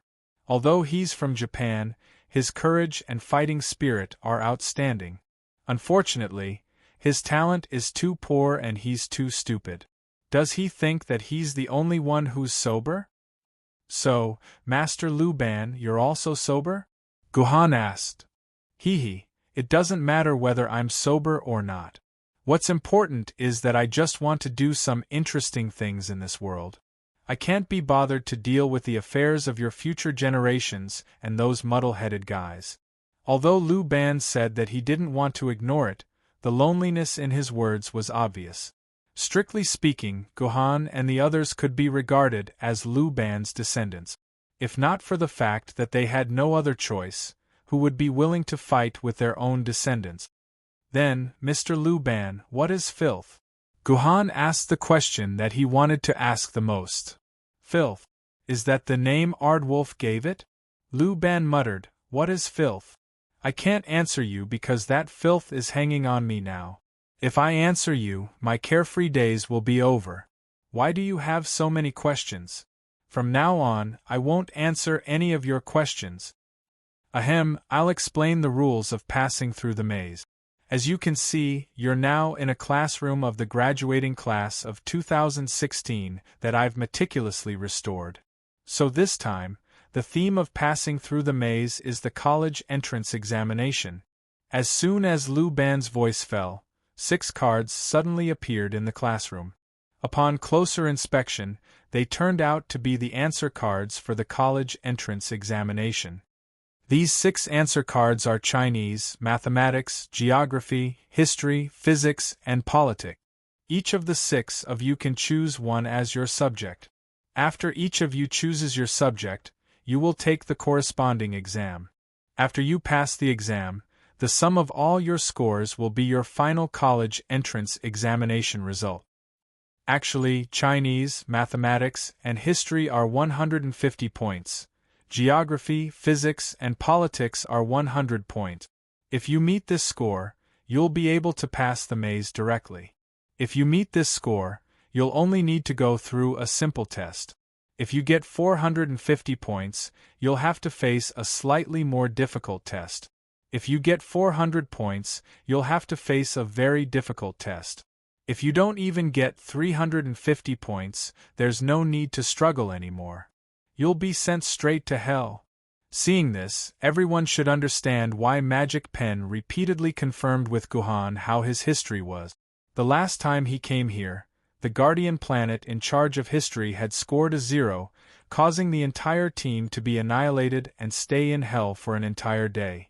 Even now, some people would still dream of that terrifying scene. I choose mathematics. Steelboy was the first to jump out and snatch mathematics. Judging from his impatient attitude, mathematics was probably the only subject he was interested in. TSK, I didn't expect such a burly man with a low IQ to be able to play mathematics. Captain, I got 20 points in mathematics last time. At least I didn't hold everyone back. Good heavens, out of a total of 150 points, he dropped 130 points. Such a guy actually had the nerve to snatch mathematics. However, Magic Pen obviously knew Steel Centipede's situation very well. Steel Centipede could only get a few points in mathematics, but he was basically blind in other subjects. Mathematics was the best choice for him. Okay, mathematics is yours. As soon as Magic Pen's voice fell, the answer sheet representing mathematics floated to Steelboy's table. Steelboy quickly covered the answer sheet, as if he was afraid that someone would snatch it from his hands. Captain, I'm still the same. Politics is mine. Hong Yu chose the second subject. It was very strange that Hong Yu would actually choose politics. Thinking about it, it wasn't strange. When women played politics, they could make men want to die. Us siblings will take geography and physics. Yu Sikong also made his choice. Brother, why did we choose geography and physics? Siyu doesn't know physics. Siyu hugged her brother's waist and asked her brother with big, watery eyes. Sister, because physics and geography are both reasonable, they were the best pair of brother and sister in their previous lives. Yu Sikong hugged her sister and answered affectionately. These two people's words made sense, and Gohan couldn't refute them. Then, language is mine. Magic Pen took out one of the remaining 2 answer sheets. The full name of Magic Pen's game was Magic Pen Lansong River. With such a poetic name, he should be good at literature. Magic Pen took language, and the rest of the history was naturally Gohan's. After the 6 people finished choosing, Lu Ban said, I wish you all the best in the Golden Roll and Fail Mount Sun. Hey, Grandpa Lu Ban, you can't use the words Golden Roll and Sun Mountain together. A certain someone didn't even have time to complain because the next moment, a hole suddenly opened under the chairs the 6 of them were sitting on, and all 6 of them fell through the hole. Quack! Finally, someone came to talk to Grandpa Dark Crow. Quack quack! When Gohan stood up again, he found himself in a room with walls on all sides. There were no windows, but there were 4 doors. Above Gohan's head, a crow was cawing. You're called Dark Crow? Gohan looked at the crow above his head. Why do I feel like you're a wood crow? Can't a wood crow be a dark crow? Foolish humans. The Dark Crow shouted in its broken voice. Listen well, Lord Dark Crow is your question maker. You must answer 10 of Lord Dark Crow's questions correctly to get the full score of 150 points. Please give me the question. Guhan made an inviting gesture. Quack quack. First question, multiple choice. In ancient times, there was a comic called That Year That Rabbit. What is the author of this comic? A. It's a crow. B. It's a rabbit. C. It's an eagle. D. It's a stupid snake. Quack quack, you have 30 seconds. Once you have the answer, open the door you think is right. Quack quack. After listening to Dark Crow's words, Guhan noticed that the 4 English letters ABCD were written on the 4 doors of the room. Guhan only needed to open the correct door. What if I open the wrong door? Guhan thought for a moment and asked. Quack quack, you only have 20 seconds left. Dark Crow's voice made Guhan's ears hurt badly. Guhan didn't ask Dark Crow anymore. He went straight to the door of option D, pushed the door open, and walked in. Boom! After Guhan entered room D, the door behind him slammed shut. Guhan took a closer look and found that this room was almost exactly the same as the original room. There were no changes. At the same time, there were no windows, and there were 4 doors with the words A, B, C, and D written on them. Quack quack. Congratulations, you got it right. But how do you know that the author is a snake? Dark Crow asked curiously. If I answer this question, can you answer one of mine? Guhan asked. Quack quack. This question is very serious. Think about it carefully. Quack quack. Dark Crow pretended to think for a moment, but in fact, it couldn't resist the temptation of curiosity. As long as it doesn't involve an answer, and Dark Crow knows it, Dark Crow will answer you. Then I'll continue with the previous question. What happens if I open the wrong door? In exchange, Guhan asked his own question. Quack quack. You and the cute Yuan Ko will have a battle of love. Quack quack. This Dark Crow's mouth was really stinky. The reason is very simple. It's because snakes don't have roots. Guhan said out of the blue. Quack quack. Although I don't understand what you mean, it sounds very powerful. Dark Crow excitedly flew around, as if he was even happier than if he got it right. The second question is also a multiple-choice question. In ancient times, the apple represented 4 different things that changed the world. Which of the following 4 things is not represented by the apple? A. Newton. B. Mobile phone. C. Apple. D. Small apple. Logically speaking, this question was very difficult. It was really very difficult. Even with Guhan's knowledge reserves, he was still stumped by this question. Apart from option C, the other options were all nonsense. Guhan had heard of Newton before. It was obviously the name of a famous football player. A famous football player who even kicked the earth once. How could it be related to an apple? There was also B. How could a mobile phone be related to an apple? Could it be that a mobile phone could eat an apple? Wait, thinking of a mobile phone eating an apple, Guhan suddenly recalled the mobile phone that he picked up in the Wudong Peak instance. It seemed that there was an apple with a bite on the back of the mobile phone. Bingo! It turned out that this was the foreshadowing. Everything really had its own destiny. He just didn't know what the hell the white mark on the mobile phone was. Apple juice? Or a white apple? As a result, Guhan only had to choose between A and D. In the end, under the urging of the Dark Crow, Guhan chose D. Guhan smoothly passed. Quack quack, why did you choose D? The answer to this question, even Lord Dark Crow himself doesn't know. The Dark Crow continued to fully display its curiosity. Because of the small apple. You're tuning in to the Phoenix Knights YouTube channel. Don't forget to subscribe and join us on this journey to catch the most captivating stories.